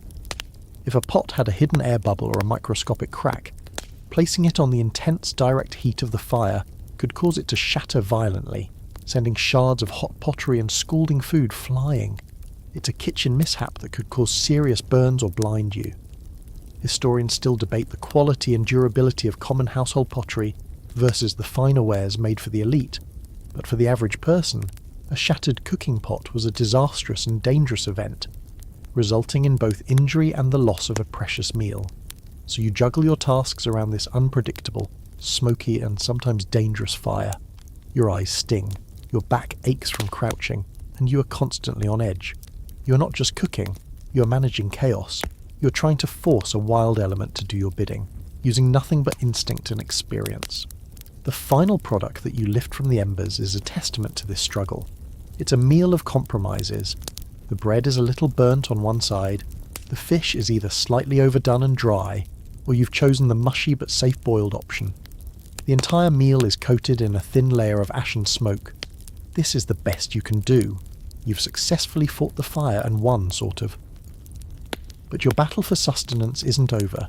Now you have to worry about how to save the leftovers, a process that's just as risky as cooking them. The smoky, slightly charred meal is finished. You've eaten what you can, and so has your family, but you can't afford to waste a single scrap. The leftover piece of fish, the remaining half of a flatbread, a handful of boiled onions, these are your provisions for tomorrow's breakfast or lunch. In a world without refrigeration, the concept of leftovers is a dangerous one. Storing food is not a passive act of putting a lid on a container and placing it in a cold, sterile box. For you, storing food is an active, desperate, and often losing battle against the forces of decay. It's a high-stakes gamble where the grand prize is a meal for tomorrow and the penalty is a violent bout of food poisoning. Your two main weapons in this war against rot are salt and sun, the same tools you'd use for a large-scale preservation effort, but now applied on a micro-domestic scale. Let's take that leftover piece of boiled catfish. Left to its own devices in the warm air, it will be a slimy, stinking, bacteria-ridden mess by morning. To save it, you might flake the meat from the bones and rub it with a precious pinch of salt. Salt is a miracle worker. It draws moisture out of the food, creating an environment where the microbes that cause spoilage struggle to survive. This is the basic principle of curing, a mainstream historical technique that was fundamental to food security in the ancient world. You see it depicted in tombs, workers gutting fish and packing them in salt, creating a preserved product that could be stored and traded. But the effectiveness of this technique depends entirely on the quality and quantity of your salt. The salt you use is not the pure, refined sodium chloride of a modern shaker. It's coarse, unprocessed stuff, likely harvested from a desert oasis or a coastal marsh. It's full of impurities, sand, grit, of course, and other minerals. Sometimes these impurities could include bacteria that were resistant to salt. Furthermore, salt was valuable. You might be tempted to skimp on it, to use just a light dusting to save the rest. This is where the gamble comes in. If you use too little salt, or if your salt is of poor quality, you won't kill all the bacteria. You'll just inhibit some of them, while creating a perfect environment for others to thrive. One particularly nasty character you're inviting to the party is Clostridium botulinum. This bacterium loves low oxygen, low acid, salty environments, precisely the conditions you create when you lightly salt a piece of fish and store it in a covered pot. It produces botulinum toxin, one of the most potent neurotoxins known to science. It's odourless and tasteless. The salted fish you eat the next day might not seem off, but if it's contaminated, the results will be catastrophic. Within a day, you'll experience blurred vision, weakness, difficulty swallowing, and progressive paralysis as the toxin shuts down your nervous system. In a world without ventilators or antitoxins, botulism is a death sentence. The other major preservation tool is the sun. For your leftover bread, this is the best option. You would break it into pieces and lay it out on a mat in the blazing sun to dry completely. The intense heat and dryness would bake out any remaining moisture, turning the bread into a rock-hard rusk. This dried bread could last for weeks, but it was almost impossible to eat without first soaking it in water, beer, or a thin broth to make it chewable. A quirky tidbit is that this twice-baked, super dry bread might be the distant ancestor of modern biscotti, both born from the need to create a durable, long-lasting baked good. But while biscotti is a delicacy, your bread rock is a food of last resort. You might also dry leftover vegetables or strips of that rare, precious meat. The process is always the same. Slice it thin and expose it to the sun and air, and once again, you are in a race against your old friends, the flies. Drying food is like putting up a giant flashing neon sign that says free nursery and buffet. The flies will try to lay their eggs on the moist surface of the food before it has a chance to form a dry, protective crust. If they succeed, you'll find your carefully preserved fish jerky writhing with maggots a few days later. It's a constant, disgusting battle. Historians still debate the efficacy and safety of these common household preservation methods. Did the Egyptians have unwritten folk knowledge, rules of thumb about how much salt to use or how long to dry something, that kept them relatively safe? Or was low-level food poisoning just a constant accepted part of life, a background noise of stomach cramps, diarrhea and general malaise that you simply learned to live with? The textual evidence is sparse on such domestic details, leaving paleopathologists to search for clues in the ravaged intestines of mummies. So you survey your preserved leftovers, a small pile of salted fish flakes, hopefully salty enough, a few pieces of bread now as hard as the stones they were cooked on. You cover them with a cloth, knowing it will do little to stop a determined mouse or a column of ants. You are placing your faith in the desiccating power of the sun and the chemical magic of salt. It's a system built on hope and fraught with peril. Every stored meal is a tiny act of faith, a bet that your meagre efforts have been enough to hold back the invisible tide of microbial decay. Tomorrow, when you wake up hungry, you'll find out if you won or lost the gamble. And speaking of gambles, there's another invisible process you rely on, one that turns sweetness into slurry and mush into magic. Fermentation. You've navigated the perils of gritty bread, parasitic water, and fly-blown fish. You've gambled on preserving your leftovers with salt and sun. Now let's turn to a process that is woven through your entire diet, a form of controlled decay that is both a blessing and a potential curse. This is the world of fermentation. You don't know the science behind it. The concepts of yeast, bacteria, and enzymes are millennia away, but you are an expert practitioner of its art. You use it to make your sour beer, to leaven your bread, and even to create other foods. Fermentation is your most powerful culinary tool, a way to make indigestible grains nutritious, to preserve calories, and to create flavour where there is none. But in your world without labs or microscopes, every bubbling crock is a biological Wild West where the wrong microbe taking over could turn your food from nutritious to noxious. Let's go back to your beer, the soupy, sour, life-sustaining slurry. Its creation is a perfect example of your relationship with fermentation. You make a special underbaked beer bread specifically to cultivate a thriving colony of wild yeast. You crumble this into water with more grain, and you wait. You're essentially creating a delicious soup for microorganisms and hoping the ones you want, the alcohol-producing yeasts, will multiply faster than the ones you don't. This process is a mainstream historical fact, confirmed by both artistic depictions and chemical analysis of pottery residues. It was the standard way to brew for thousands of years. What you're doing is domesticating microbes without knowing it. The lump of old dough you use to start your new bread is a sourdough starter, a symbiotic culture of yeast and lactobacilli. The yeast makes the bread rise and the bacteria produce lactic acid, which gives it a tangy flavour and, more importantly, helps to protect it from other, more dangerous moulds and pathogens. You have unknowingly cultivated a protective shield for your food. But this shield is not invincible. The process is entirely dependent on the environment. The specific strains of wild yeast and bacteria living in your home, on your hands, and in your clay pots determine the outcome. Your neighbour, using the exact same technique just a few houses away, might produce a beer that tastes noticeably different, because our local microbial zoo is unique. This is the origin of what we now call terroir, the idea that a food's flavour is tied to its specific place of origin. For you, it's not a romantic concept, it's a simple fact. The beer from the village of Deir el Medina might have a different character than the beer from Memphis, for reasons you could never explain. It just is. This reliance on wild, unpredictable fermentation is a constant risk. Let's say a different strain of yeast, one that produces more methanol or other undesirable fusel alcohols, contaminates your brew. Your beer could end up giving you a splitting headache, or, in extreme cases, could be genuinely toxic. Or more commonly, acetobacter, bacteria that turn alcohol into acetic acid, vinegar, could take over. If you wait a day too long or if the temperature is too high, your nutritious beer turns into a jug of sour, undrinkable vinegar. It's a huge waste of precious grain and effort. You don't have a way to measure temperature, pH, or alcohol content. You rely on sight, smell, and a lifetime of experience. You know that if the bubbling is too slow, or if it smells like a goat's armpit, something has gone wrong.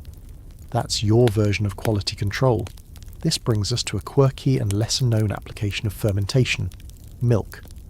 As we've discussed, cattle, sheep, and goats were valuable for their milk. But fresh milk spoils incredibly quickly in the heat. To preserve it, you would have relied on, you guessed it, fermentation. You would let the milk sit in a skin bag or a clay jar. Naturally present bacteria would feast on the lactose, turning it into lactic acid. This process thickens the milk, creating a sour yogurt-like substance, or even a simple fresh cheese, similar to cottage cheese. This ancient form of yogurt was a way to preserve the milk's calories and protein in a more stable form. It was also easier to digest for many people, as the fermentation process breaks down the lactose that can cause digestive issues. It's a brilliant low-tech solution. However, just like with beer, the process is a gamble. The wrong bacteria, perhaps from a not-so-clean milking pail or a contaminated storage jar, could spoil the batch, making it bitter or even pathogenic. You could end up with a food that causes severe gastric distress instead of providing nourishment. Historians still debate the prevalence of dairy products in the diet of the average Egyptian. While evidence for cheese-making exists from very early periods, it's unclear if it was a daily food or a more occasional product. The risk of spoilage and the high value of the milk-producing animals may have kept it from being a true staple for the masses. Everything in your kitchen that bubbles, sours, or rises is a product of this invisible world you manipulate but do not understand. Fermentation is your friend. It unlocks the nutrition in your grain, makes your bread lighter, and saves your milk from spoiling. But it is a fickle friend. It's a process that balances on a knife's edge between preservation and poison. Every time you take a sip of your beer or a bite of your tangy bread, you are trusting that the right microscopic creatures have won the battle on your behalf. All these dietary hazards, the grit, the parasites, the pests, the risk of spoilage and toxic fermentation, weren't just a matter of comfort. They had a devastating, cumulative effect on your body, starting with the first thing that comes into contact with your food, your mouth. The invisible world of fermentation, with its constant risk of turning food from friend to foe, is just one of the slow-acting dangers in your diet. But there is another form of damage that is not invisible at all. It's a grinding, undeniable, and excruciatingly painful reality that you're reminded of with every single bite you take. We've talked about the grit in your bread, the sand from the threshing floor, the stone dust from the quern. Now, we're going to look at the devastating cumulative effect this has on the very first part of your body to encounter your food. We're going to open your mouth and confront the absolute dental disaster that is your life. Right now, as a young adult, you can already feel it. Your back teeth, your powerful molars, no longer have the complex landscape of ridges and valleys they once did. They're becoming smooth, flattened plains. When you chew, you can feel a gritty friction, a sound like two stones being rubbed together that seems to emanate from inside your own skull. It's like you're trying to sand down a piece of wooden furniture with your own jaw. This is the beginning. You're suffering from extreme dental attrition, the physical wearing away of your teeth. This isn't a rare disease, it is a universal condition, the single most common pathology found by modern paleopathologists when they study the remains of your people. It is the signature injury of your civilization. Let's trace the progression. First, the incredibly hard, protective outer layer of your tooth, the enamel, is slowly but surely ground away by the constant abrasion of sand and stone dust in your diet. Once the enamel is gone, the much softer, more porous layer of dentin underneath is exposed. The rate of wear now accelerates dramatically. The dentin, which is yellowish and full of microscopic tubules that lead directly to the tooth's nerve, wears down like a block of soap.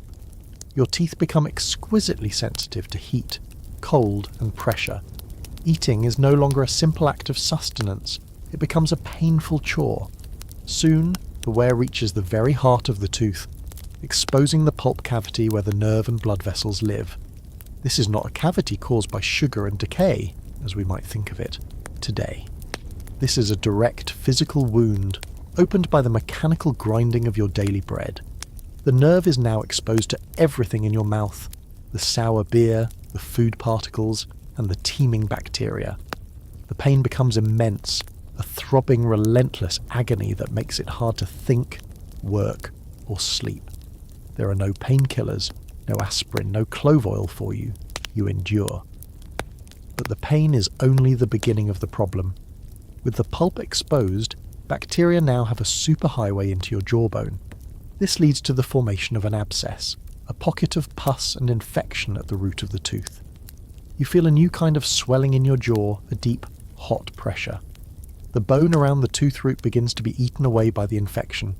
Your face might swell up, hot and tender to the touch. This is a life-threatening condition. In your world without antibiotics, an infection like this can easily spread into your bloodstream, leading to sepsis and death. Many of your friends and family members will die from what started as a simple, worn-down tooth. The archaeological evidence is stark and undeniable.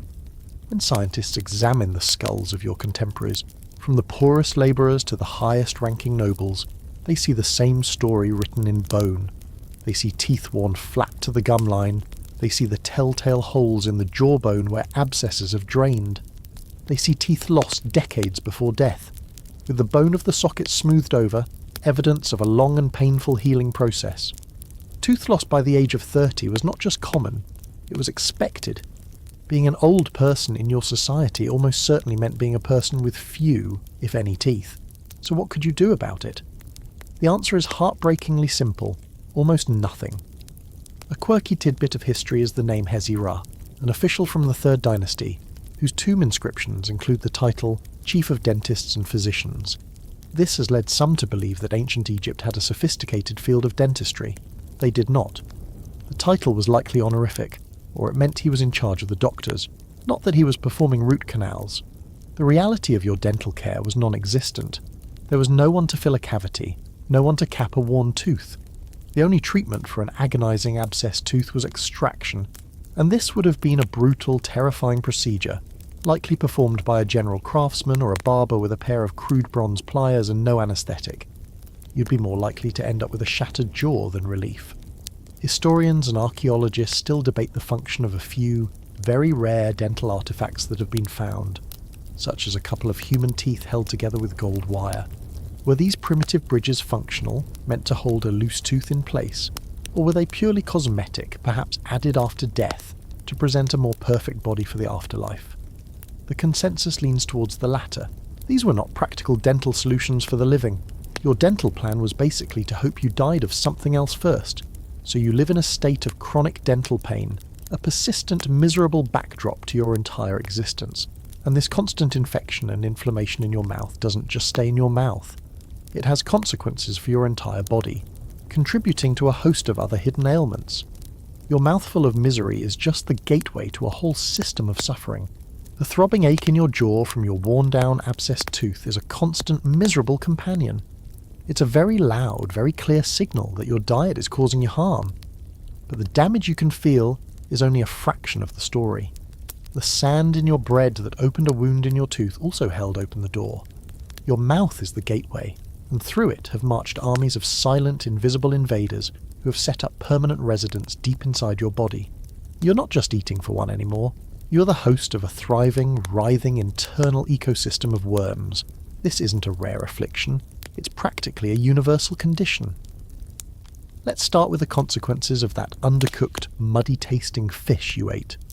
If it was contaminated with the larvae of a fish tapeworm, you now have a new friend setting up shop in your small intestine. This creature is a masterpiece of parasitic efficiency. It latches onto your intestinal wall and begins to grow segment by segment. It doesn't need a mouth or a digestive system of its own. It simply absorbs the pre-digested nutrients from the food you eat, directly through its skin. It can grow to be 10 meters long, a pale, ribbon-like horror living its entire life inside you.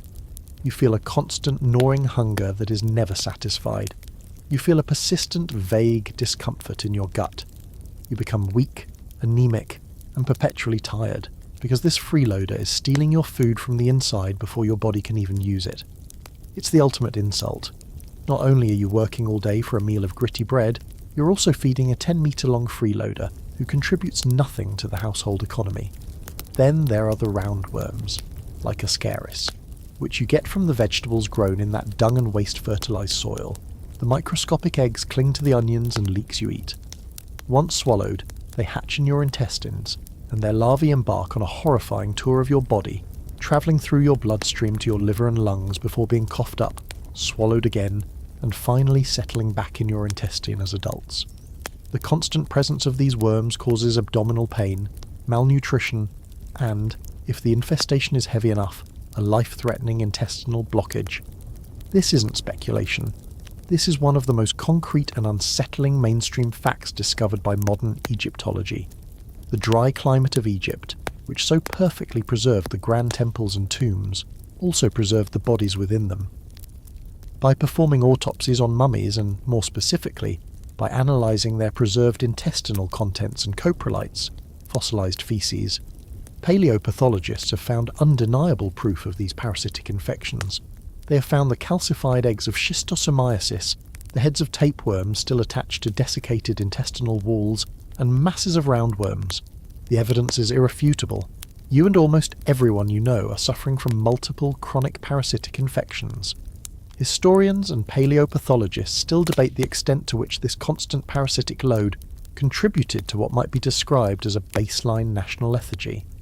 Was the famous patience and endurance of the Egyptian people partly a symptom of a civilization-wide anemia and chronic disease? It's a grim thought that the quiet, uncomplaining nature required to build the pyramids might have been fueled by a populace too weary from internal parasites to put up much of a fuss. And let's not forget about our old friend, the guinea worm, which we worried about when you took that drink from the Nile.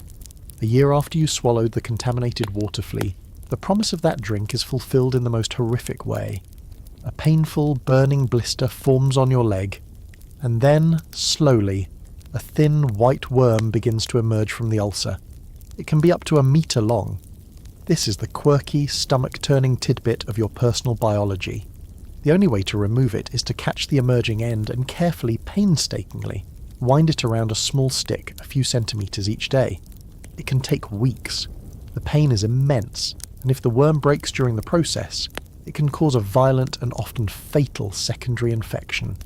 You are completely incapacitated for the duration, unable to work, unable to walk. What can you do about this menagerie living inside you? Your medical options are grimly comical.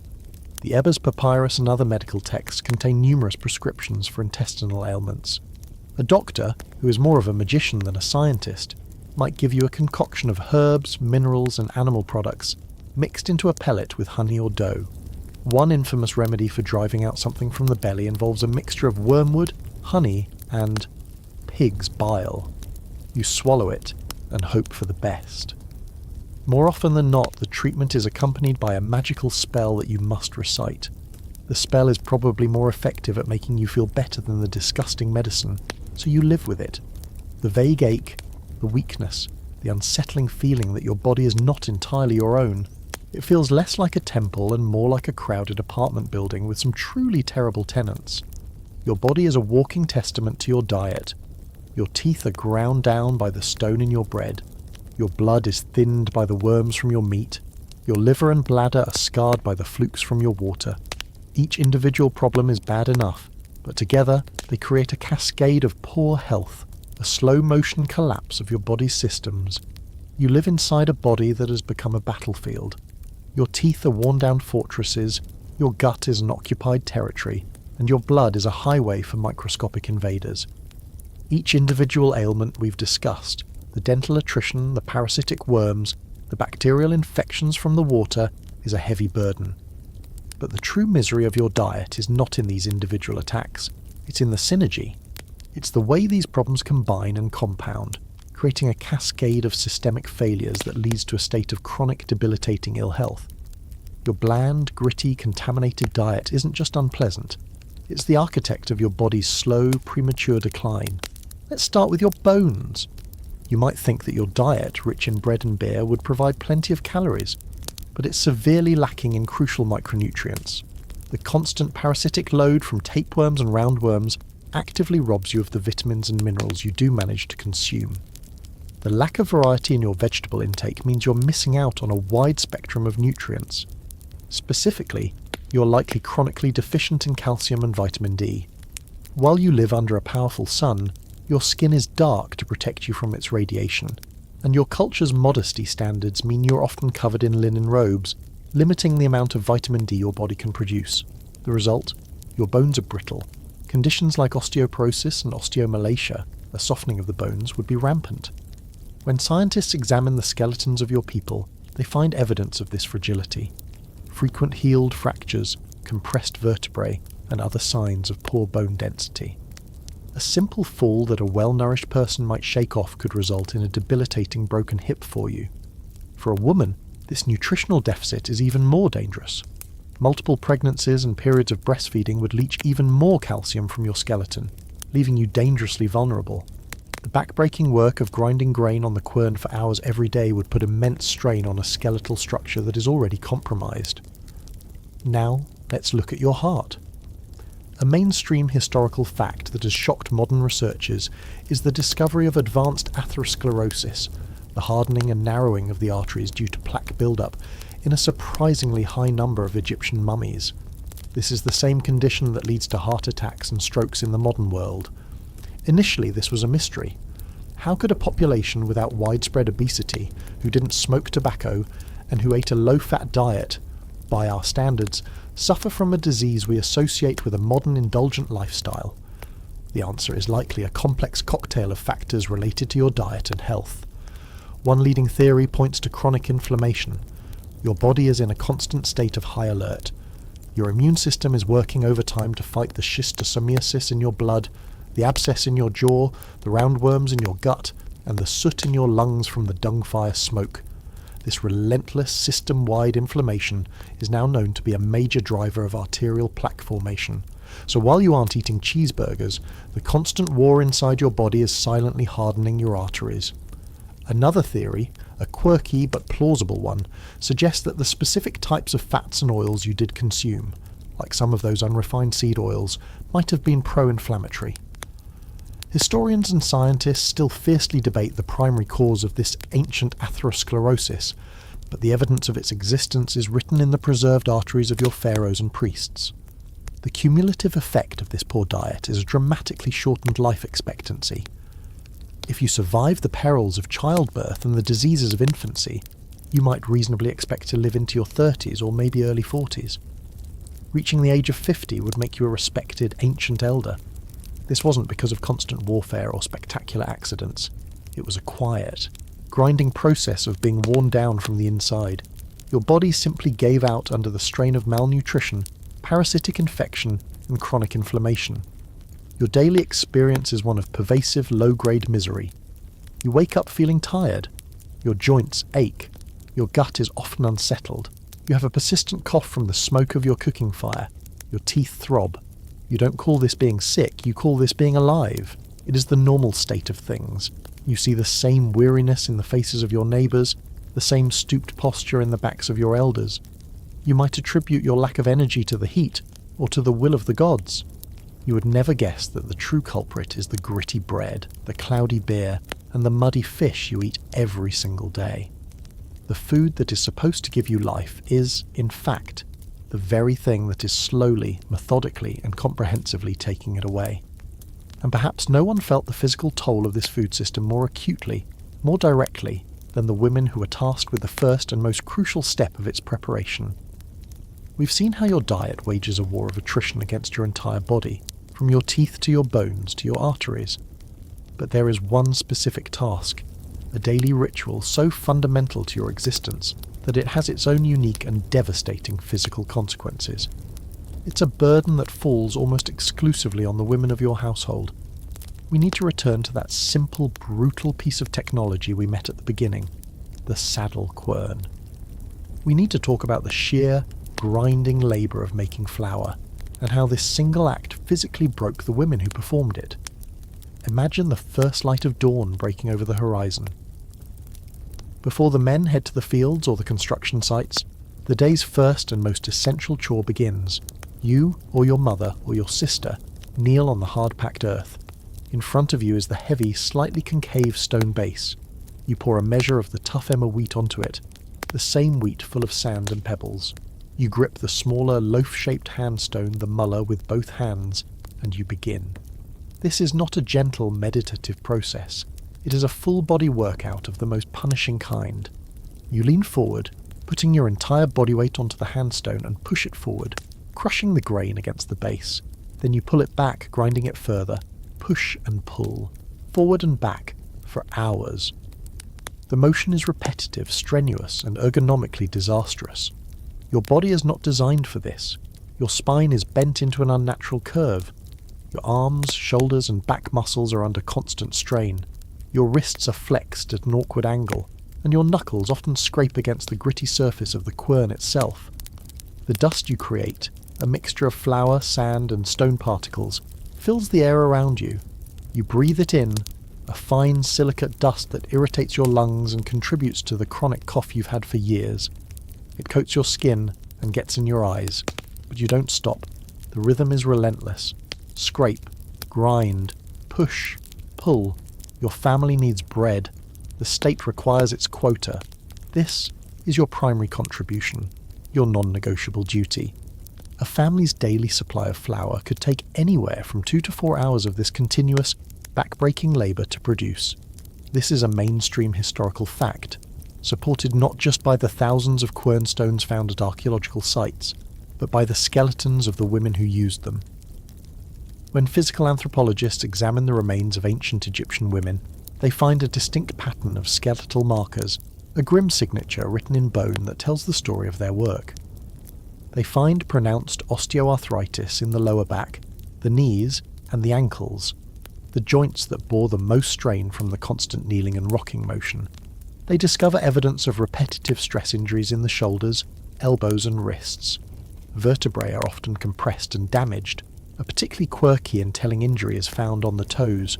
From kneeling for hours with their feet tucked underneath them, many women developed hyperextension of the big toe joint, sometimes so severe that it led to bone-on-bone contact and painful arthritis. They even find tiny telltale fracture patterns in the kneecaps. These women's skeletons cry out with the story of their labour. They are the physical embodiment of the phrase daily grind. This was a woman's work from a very young age. The girl would learn the motion from her mother, starting with shorter shifts and building up the necessary strength and endurance. By the time she was a young woman, her body would already be showing the signs of this specialised labour. It was a cycle of pain passed down through generations. Historians still debate whether this arduous task was ever shared by men in a household setting.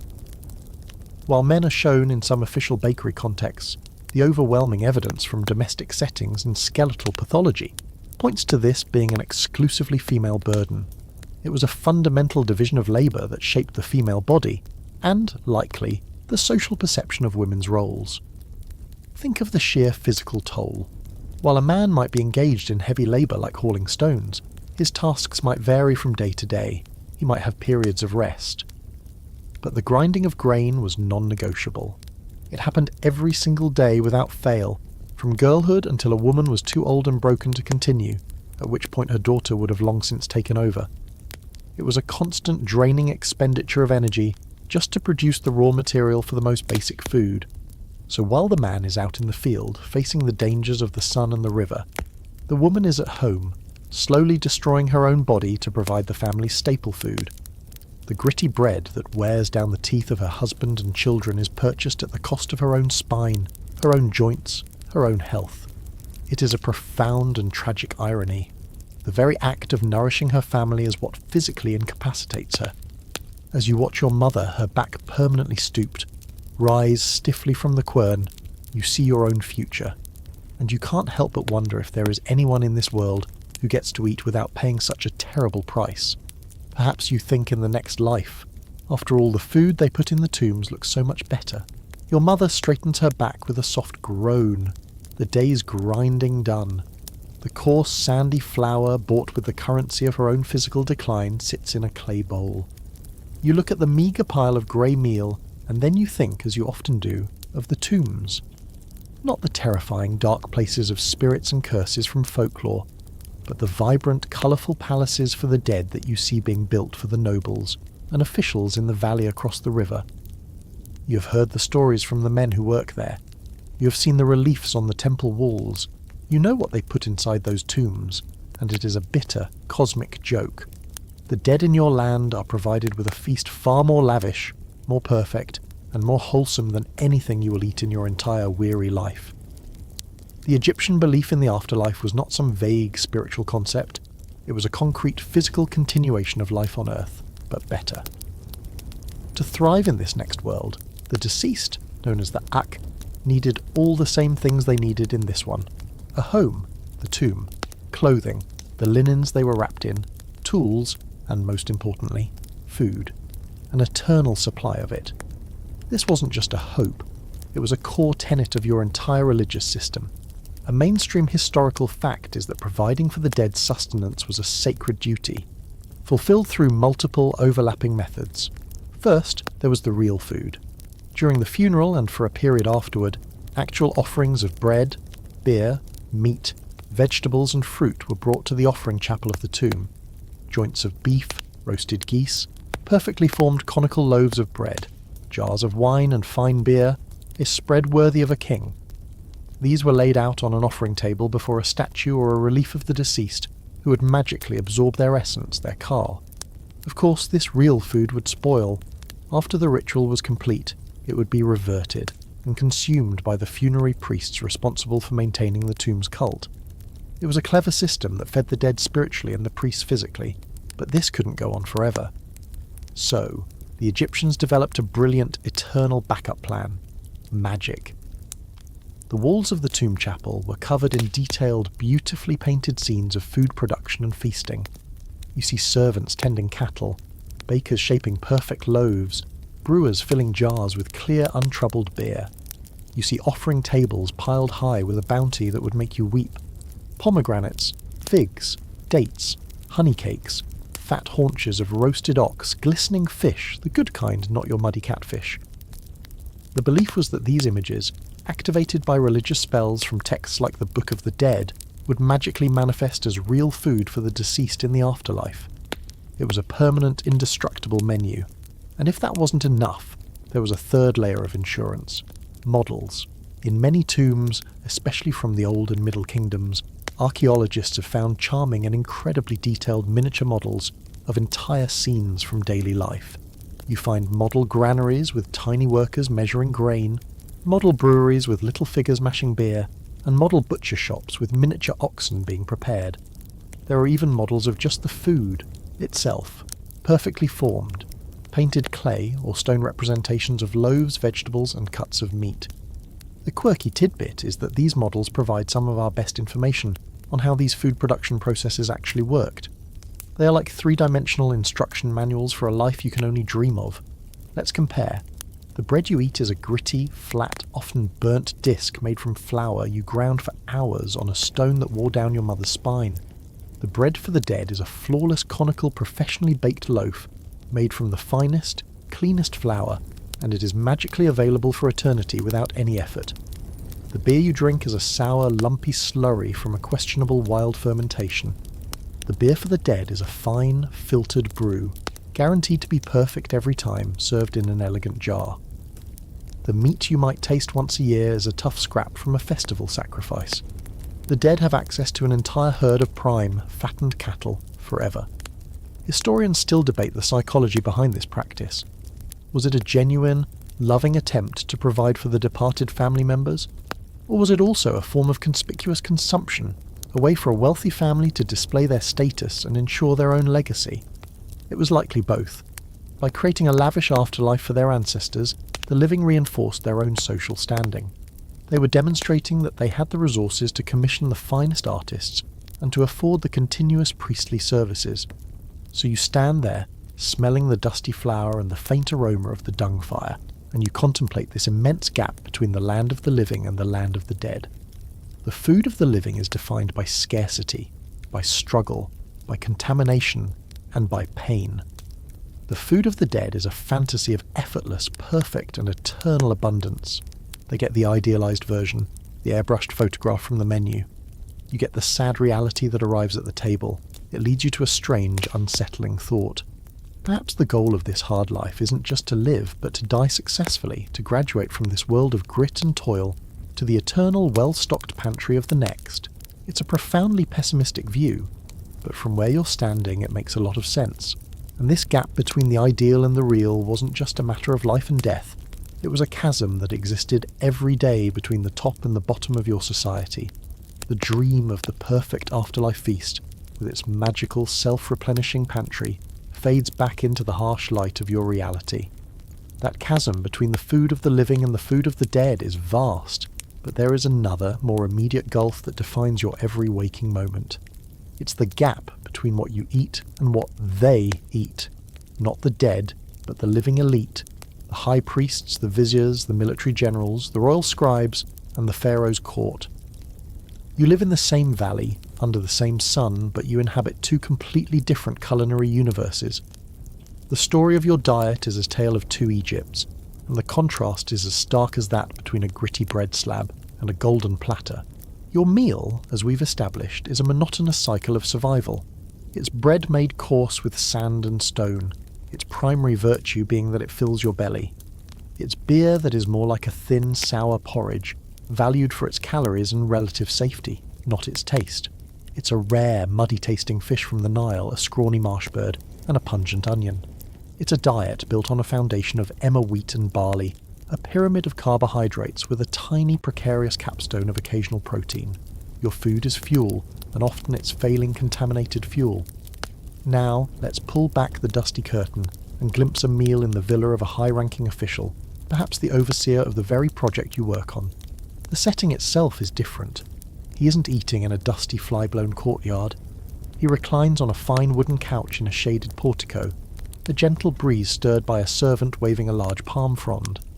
His food isn't served on a rough pottery shard or a piece of bread. It's arranged on platters of polished alabaster and in bowls of vibrant blue faience. The air smells not of dung smoke, but of incense and lotus blossoms. And the food is a spectacle. His meal isn't a single, humble dish. It is a succession of courses, a demonstration of wealth and access. His bread is not like yours. It's made by professional bakers in a dedicated kitchen, using finely sifted flour. It's leavened, light and airy, baked into dozens of different fanciful shapes, animals, flowers, geometric patterns. Some of it is sweetened with honey or studded with expensive dried fruits. This is a mainstream historical fact, evidenced by the huge variety of bread shapes found in tomb offerings and depicted in banquet scenes. Bread was not just food for the elite, it was an art form. His drink is not your chunky beer. He has that too, but it's a higher grade, likely filtered and flavoured with dates or herbs. More importantly, he has wine. Wine was the drink of the super elite. It was grown in specialised vineyards, primarily in the Nile Delta, and aged in clay amphorae that were labelled with the vintage, the vineyard, and the name of the chief vintner, just like a fine bottle of French wine today. A quirky tidbit of oenological history. A king like Tutankhamun had dozens of jars of wine buried with him. An analysis has shown that he had a preference for a specific type of red, demonstrating a sophisticated palate and a well-established wine culture at the highest levels. You, on the other hand, have probably never even tasted a grape, let alone wine. For his main course, he isn't choosing between a small fish or a tiny bird. He has both, and more. There is a whole roasted goose, force-fed to be plump and fatty, its skin glistening. There is a haunch of prime beef, or a leg of gazelle, seasoned with exotic spices like cumin and coriander. There are multiple varieties of fish, grilled and served with a sauce. Beside these meats is a rainbow of vegetables you would barely recognise. While you have your onions and garlic, he has crisp lettuce, tender cucumbers, lentils, chickpeas, and perhaps even imported delicacies. For dessert, there are no fly-speckled dates. There are elaborate cakes made from honey, tiger nut flour and spices. There are fresh figs, grapes and pomegranates piled high. The sweetness is pure, clean and abundant. Every part of his meal speaks of a life free from the struggles that define yours. His food is clean, not contaminated. His flour is fine, not gritty. His diet is varied, not monotonous. His cooks worry about presentation, not just preservation. Historians still debate the exact daily diet of different social strata. Was there a middle class of artisans or scribes who ate somewhere in between these two extremes? Almost certainly. An independent craftsman might have had more variety than a state-paid labourer. But the fundamental gap between the ration-eating majority and the feasting elite was immense and unbridgeable. This disparity wasn't just a matter of comfort, it was a tool of social control. Your entire existence was dependent on the state's granaries. If the pharaoh's bureaucracy failed, or if the Nile's flood was poor, the elite might have to tighten their belts, but you would starve. The power to control the food supply was the ultimate power, and nothing brought that terrifying reality into sharper focus than when the life-giving river itself failed to deliver its annual gift. The chasm between your meagre meal and the pharaoh's feast is a fact of daily life. A social structure as solid and imposing as the Great Pyramids. You accept it. But there is one event that can shatter this structure, a catastrophe that threatens to drag everyone, from the highest priest to the lowliest farmer, into the same desperate abyss. This is the ultimate terror, the nightmare that haunts the heart of your entire civilization, the failure of the Nile's flood. Your whole world is built on a promise, the promise that every summer the great god Happy will swell the river, sending its life-giving waters and a fresh layer of rich black silt across the floodplain. Your calendar, your religion, your economy, everything is calibrated to this single, crucial event. The scribes meticulously measure the water level using nilometers, stone staircases or pillars set into the river that mark the height of the flood. A mainstream historical fact is that a perfect inundation was considered to be around 16 cubits, about 8.4 metres, at Memphis. Too low, and the water wouldn't reach enough of the farmland, leading to a poor harvest. But too high, and the floodwaters would be a destructive torrent, washing away villages and ruining the irrigation canals. It was a delicate balance, a divine negotiation. Most years the god is kind. The river rises, the fields are watered, and the harvest is sufficient. But what happens when the promise is broken? Imagine a year when the rains in the Ethiopian highlands are weak. You wait, scanning the horizon day after day. The summer heat intensifies, the air grows thick and still, but the river remains sluggish and low within its banks. A nervous whisper spreads through your village. The scribes at the nilometer send worried reports. The pharaoh and the priest perform ever more frantic rituals, making massive offerings to appease the angry gods. But Happy remains deaf. The flood does not come. The consequences are immediate and catastrophic. Without the flood, the fields remain dry, cracked, and barren. The thin layer of topsoil from last year is exhausted. There can be a little irrigation from the river itself, but it's not enough to sustain the entire nation. The harvest fails. The grain that is supposed to fill the massive state granaries, the grain that feeds you, the army, the priests, and the bureaucrats, simply does not exist. The first year is hard. The state opens its reserve granaries, the stores from previous bumper crops. Rations are cut. Your daily portion of bread and beer shrinks. The price of grain on the small free market skyrockets. Your family begins to starve. You hunt and fish with a desperate fervour, but the marshes and the river are soon depleted by thousands of others doing the same. You forage for wild roots and edible weeds in the desert, but there is little to be found. By the second year of a failed flood, the situation descends into a true nightmare. The state granaries are empty. There are no more rations. The social order begins to fray. People abandon their villages, flocking to the larger cities in a desperate search for food, only to find none. The bonds of community and family break down under the terrible pressure of hunger. We have grim, textual evidence of these times. A famous literary text known as the Admonitions of Epua, though perhaps a work of political fiction, paints a terrifying picture of a society collapsing during one of these periods. It speaks of chaos and despair. Lo, the river is blood. One thirsts for water. Lo, grain has perished on every side. Laughter has perished and is no longer made. Great and small say, I wish I were dead. While historians debate whether Ipua describes a specific historical famine or as a more generalized lament, It captures the psychological horror of a world turned upside down by the river's betrayal. There are even darker stories. A quirky and deeply unsettling inscription from a later period, in the tomb of a governor named Ankatifi, boasts of his leadership during a terrible famine. He claims to have kept his own district alive, stating, "I am the hero without an equal." But then he adds a chilling detail. The whole of Upper Egypt was dying of hunger to such a degree that every man was eating his children. This horrifying claim of cannibalism, driven by starvation, has been a subject of intense scholarly debate. Is it a literal truth, a record of the ultimate desperation? Or is it a form of political hyperbole, an extreme way of saying, things were as bad as they could possibly be, and I alone saved my people? We may never know for sure, but the fact that it could even be written speaks volumes about the fear that famine instilled. In these desperate times, the food you once complained about, the gritty bread, the muddy fish, becomes an impossible, luxurious dream. Your new diet consists of whatever you can find. You might chew on the papyrus reeds from the riverbank trying to extract some small nourishment. You might boil the leather from old sandals to create a thin, foul-tasting broth. Your body wastes away. Your children, their bellies swollen from malnutrition, grow silent and weak. The vibrant, eternal civilization of Egypt is revealed to be a fragile miracle, entirely dependent on a single, fickle artery of water. The failure of the river is the ultimate proof that your life is not in your own hands. It's in the hands of the gods, the pharaoh, and the vast impersonal system that doles out your very sustenance. The spectre of a failed harvest, of nationwide famine, is the ultimate terror.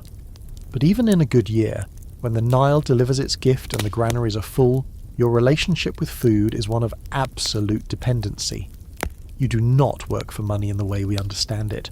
You do not receive a handful of gold or silver coins at the end of the week to spend as you please. Instead, you are paid in the very staples of life. You are paid in bread and beer. Your wages are edible, and this system, while practical, makes you a permanent, powerless servant of the state that feeds you. This is the famous ration economy, a mainstream historical fact that defined the lives of the vast majority of Egyptians for millennia. Whether you are a farmer tilling state-owned land, a labourer hauling stones for a temple, or an artisan carving hieroglyphs in a royal tomb, you are a ward of the state. Your employer is the pharaoh, or a temple, or a high-ranking noble, and your compensation is a fixed daily or monthly portion of food and drink. Let's look at the logistics. The grain from the harvest is collected by scribes, meticulously counted, and stored in massive state-controlled granaries. The very same silos that are a constant battleground against pests. These scribes are the accountants of your world, and their records written on papyrus are incredibly detailed. They track every measure of wheat and barley, every jar of oil, every bolt of linen. From this central storehouse, the rations are distributed. A foreman at a worksite would receive a bulk allotment, and would then be responsible for doling out the correct portion to each man under his charge. The amounts were standardised, though they varied by profession and rank. A simple labourer might receive a basic ration, just enough to sustain him and his family. A skilled artisan, like one of the tomb painters from the village of Deir el-Medina, would receive a larger and more varied wage. Their pay stubs, preserved on pottery shards called ostraca, show that on top of a generous amount of emmer wheat and barley, they also received regular payments of fish, vegetables, firewood, and even the occasional jar of sesame oil or piece of meat. This wasn't a bonus, it was their salary. This system created a clear hierarchy. The more valuable your skill, the better you ate. On the surface, it's a stable system. You do your work, you get your food. There's no need to worry about market fluctuations or inflation. But the reality is that it strips you of all autonomy. You cannot save up money to buy something different, to start your own enterprise, or to move to another town. Your life is tied directly to the source of your rations. To leave your job is to voluntarily starve. This system makes you utterly beholden to your overseer. If he decides to short your rations, or if he's incompetent and lets the supply spoil, you have little recourse. You can complain, and records show that workers sometimes did, even staging strikes. But at the end of the day, he holds the key to your family's survival. This brings us to a quirky but revealing aspect of your world, the side hustle. While you're paid in rations, you still participate in a lively system of barter. That extra portion of sesame oil you received might be something your family doesn't need, so you trade it. Perhaps you trade it to your neighbour for a new pair of sandals his wife has woven, or you trade it for a small handmade toy for your child. A beautifully painted pot might be worth several measures of grain. A bundle of fish could be swapped for a new knife. This barter economy operated in the shadow of the official ration system. It was how you acquired the things that the state didn't provide. Historians still debate how extensive this informal market was, and how prices were set without a formal currency. It seems to have been a complex system of relative values, understood by everyone. A deben was a unit of weight, usually of copper, but it was used as a unit of account, a way to value different goods against each other, even if no actual metal changed hands. It was a moneyless market, a way for you to exercise a tiny bit of economic freedom in a world that gave you very little. But this freedom was fragile. Your ability to barter depended on having a surplus, on receiving your full and fair ration from the state. When the system worked, you could live a relatively stable, if monotonous, life. But when it faltered, as it often did due to corruption, poor management, or supply chain issues, the consequences were immediate. We have records of the Deir el-Medina artisans complaining bitterly that their rations were weeks or even months late. In one famous instance, they laid down their tools and marched to a nearby temple, chanting, "We are hungry!" This was the world's first recorded labour strike, and it was not about working conditions or hours. It was about the fundamental failure of their employer to deliver their edible wages. So you are trapped. Your skills, your labour, your very life are exchanged not for potential, but for sustenance. The bread and beer that keep you alive are also the chains that bind you to your station. You are a cog in a vast ancient machine, fueled by grain, and entirely dependent on the steady hand of the bureaucracy that operates it. And within that bureaucracy there is one group who has figured out how to game the system better than anyone else. The priests who have a direct line to the gods, and more importantly, to their leftovers. You are a cog in the machine, bound by the edible chains of your ration. You understand your place in the vast grinding order of the world, but as you toil, you're keenly aware of one group that seems to operate with a different set of rules. They are the priests, the holy servants of the gods. They don't plough the fields or haul the stones, yet they live surrounded by an abundance you can only dream of. They have found the ultimate loophole in the system, a sacred and unassailable way to game the economy of survival. They get to eat God's leftovers. You see it every day. A solemn procession moving towards the towering pylons of the local temple. At its head are priests in spotless white linen robes, their heads shaved and gleaming in the sun. Behind them, temple attendants carry the daily offerings for the god statue that resides in the dark secret sanctuary. You smell the procession before you see it clearly.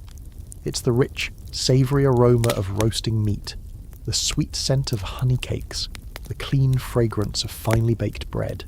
They carry haunches of beef, trussed geese, baskets overflowing with pomegranates and figs, and tall sealed jars of wine. This is the very best food the land can produce, offered up for a deity you will never see, in a room you will never be allowed to enter. Here's how the sacred system works. The food is arranged on an offering table before the cult statue of the god. Through a series of rituals and chanted spells, the god is invited to partake. The belief is that the deity magically consumes the spiritual essence, the ka, of the food. The god, being a spirit, has no need for the physical substance.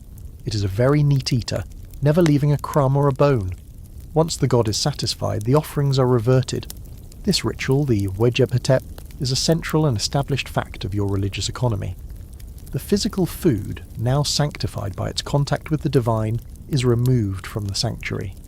And who gets to eat this holy, blessed food? The priests. It is the holiest doggy bag in history, and it ensures that the priestly class enjoys a diet that rivals that of the highest nobility. This is not a rare treat for them, this is their daily bread. While you chew on your gritty, sandy loaf, the priests are eating bread made from clean, sifted flour. While you drink your sour, lumpy beer, they are drinking fine wine from the Delta vineyards. And most importantly, while you might taste meat once or twice a year, the higher-ranking priests eat meat every single day.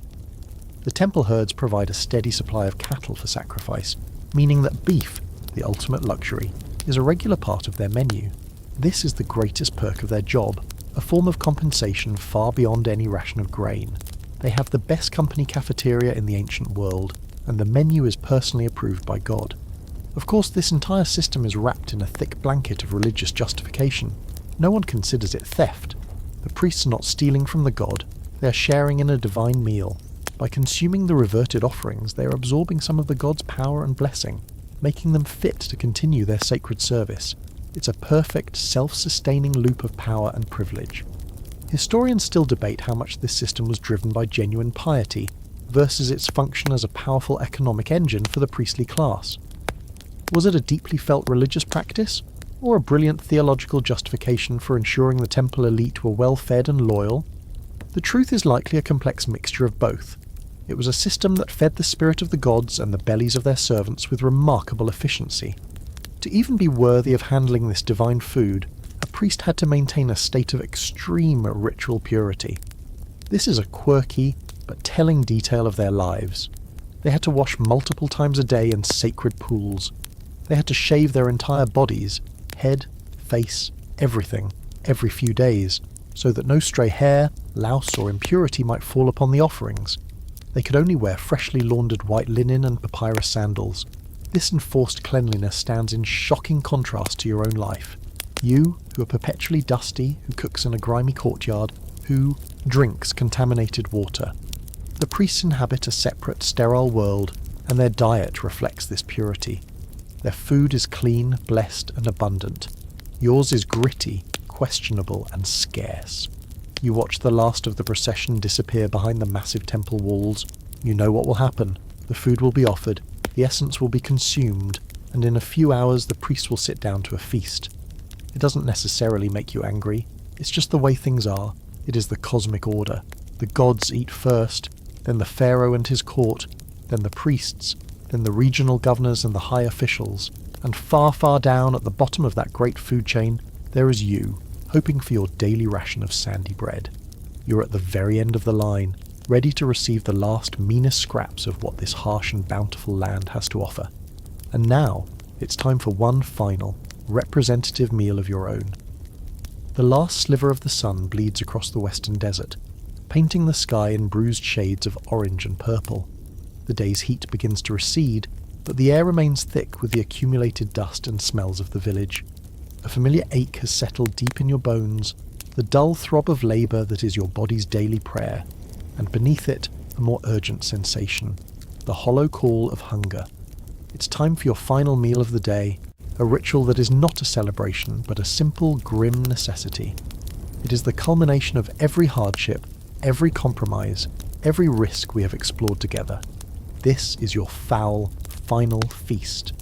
You move to the corner of your courtyard, your open-air kitchen, where a few dung cake embers still glow faintly in the hearth pit. First, the bread. You take a lump of the dough that your mother prepared this morning, her own spine's curvature paying the price for this meal. It feels heavy and dense in your hands, and you can feel the familiar, unpleasant grittiness of the sand and stone dust within it. You shape it into a rough disc and slap it onto a flat, hot stone. You've nestled beside the coals.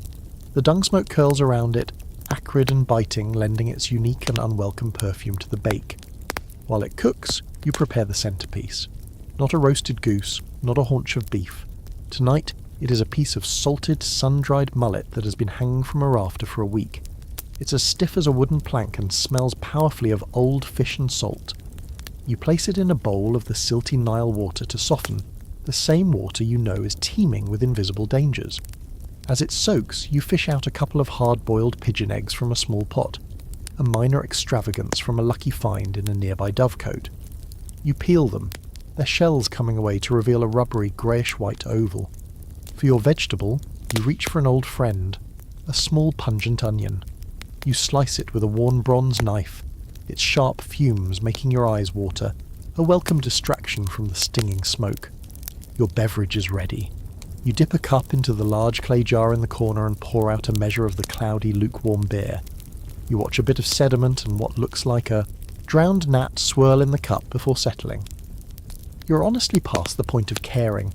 Your quality control standards have been beaten into submission over a lifetime of this. Your bread is done, blackened on the bottom and hopefully cooked through. You use it as your plate. On it you place the now sodden piece of fish, which has softened into a chewy, fibrous mass. You add the halved pigeon eggs and the pile of raw onion. You sit on the ground, your back against the mud brick wall of your house, and begin to eat. The first bite is the fish. The saltiness is overwhelming, a chemical tang that burns your tongue. The flesh is tough and stringy, and beneath the salt you can taste it. The unmistakable earthy flavour of the river bottom. It's the taste of mud and decay. Next, you tear off a piece of the bread. The familiar sickening crunch of grit echoes in your jaw, sending a dull shockwave through your worn sensitive teeth. You chew slowly, deliberately, trying to minimise the pain. The bread itself is bland, its flavour entirely derived from the smoke and ash it was cooked in. You take a bite of the onion. Its fiery, sulphurous crunch is a violent explosion of flavour in the bland landscape of the meal. It's not pleasant, but it is, at least, interesting. You wash it all down with the beer. The sour, grainy liquid is almost a relief, cutting through the salt and grit, but its lumpy texture coats your tongue. A fly, drawn by the scent of your feast, buzzes around your head and lands on the piece of bread in your hand. You wave it away without thinking. It'll be back. They always come back. This is your diet in a single sad portrait. A mainstream historical fact is that the Egyptian diet, for all its monumental backing, was nutritionally precarious, heavily reliant on a few staples and subject to constant contamination. You chew on a small fibrous root you found earlier, a tiger nut, a quirky but common source of starch and sweetness for the poor. Its faint nutty flavour is lost in the chaos of salt and onion. You think about the pigs that some people keep in the northern villages rooting in the mud. The priests say they are unclean, but you've heard the meat is rich and fatty. Historians still debate the role of pork in the common diet, whether it was a widespread but low-status food or a genuine taboo for most. Right now, you'd happily risk a god's displeasure for a single savoury bite of it. But there is no pork. There is only this salty, gritty, pungent, sour combination of survival. It is the taste of your world. It is the physical manifestation of your place in the great unchangeable order. It is a meal that fills your stomach but drains your spirit. Fuel for a body that is already breaking down. You finish the last bite, swallow the last of the sour beer, and the familiar discomfort settles in your gut. A quiet greeting from the parasites who are your eternal dinner guests. The feast is over, and so, the taste of grit and smoke, of salt and sourness, begins to fade from your palate as our journey together comes to a gentle close. That world of struggle is not yours, not tonight. Let the image of the dusty courtyard soften and dissolve, the harsh Egyptian sun giving way to the cool, quiet darkness of your own room. The great river Nile, with all its hidden dangers, recedes into the distance, becoming a silent silver ribbon in a land of memory. The sound of the grinding quern, the buzz of the persistent flies, the smoky haze of the dung fire, let it all drift away now, carried off on a soft and peaceful breeze.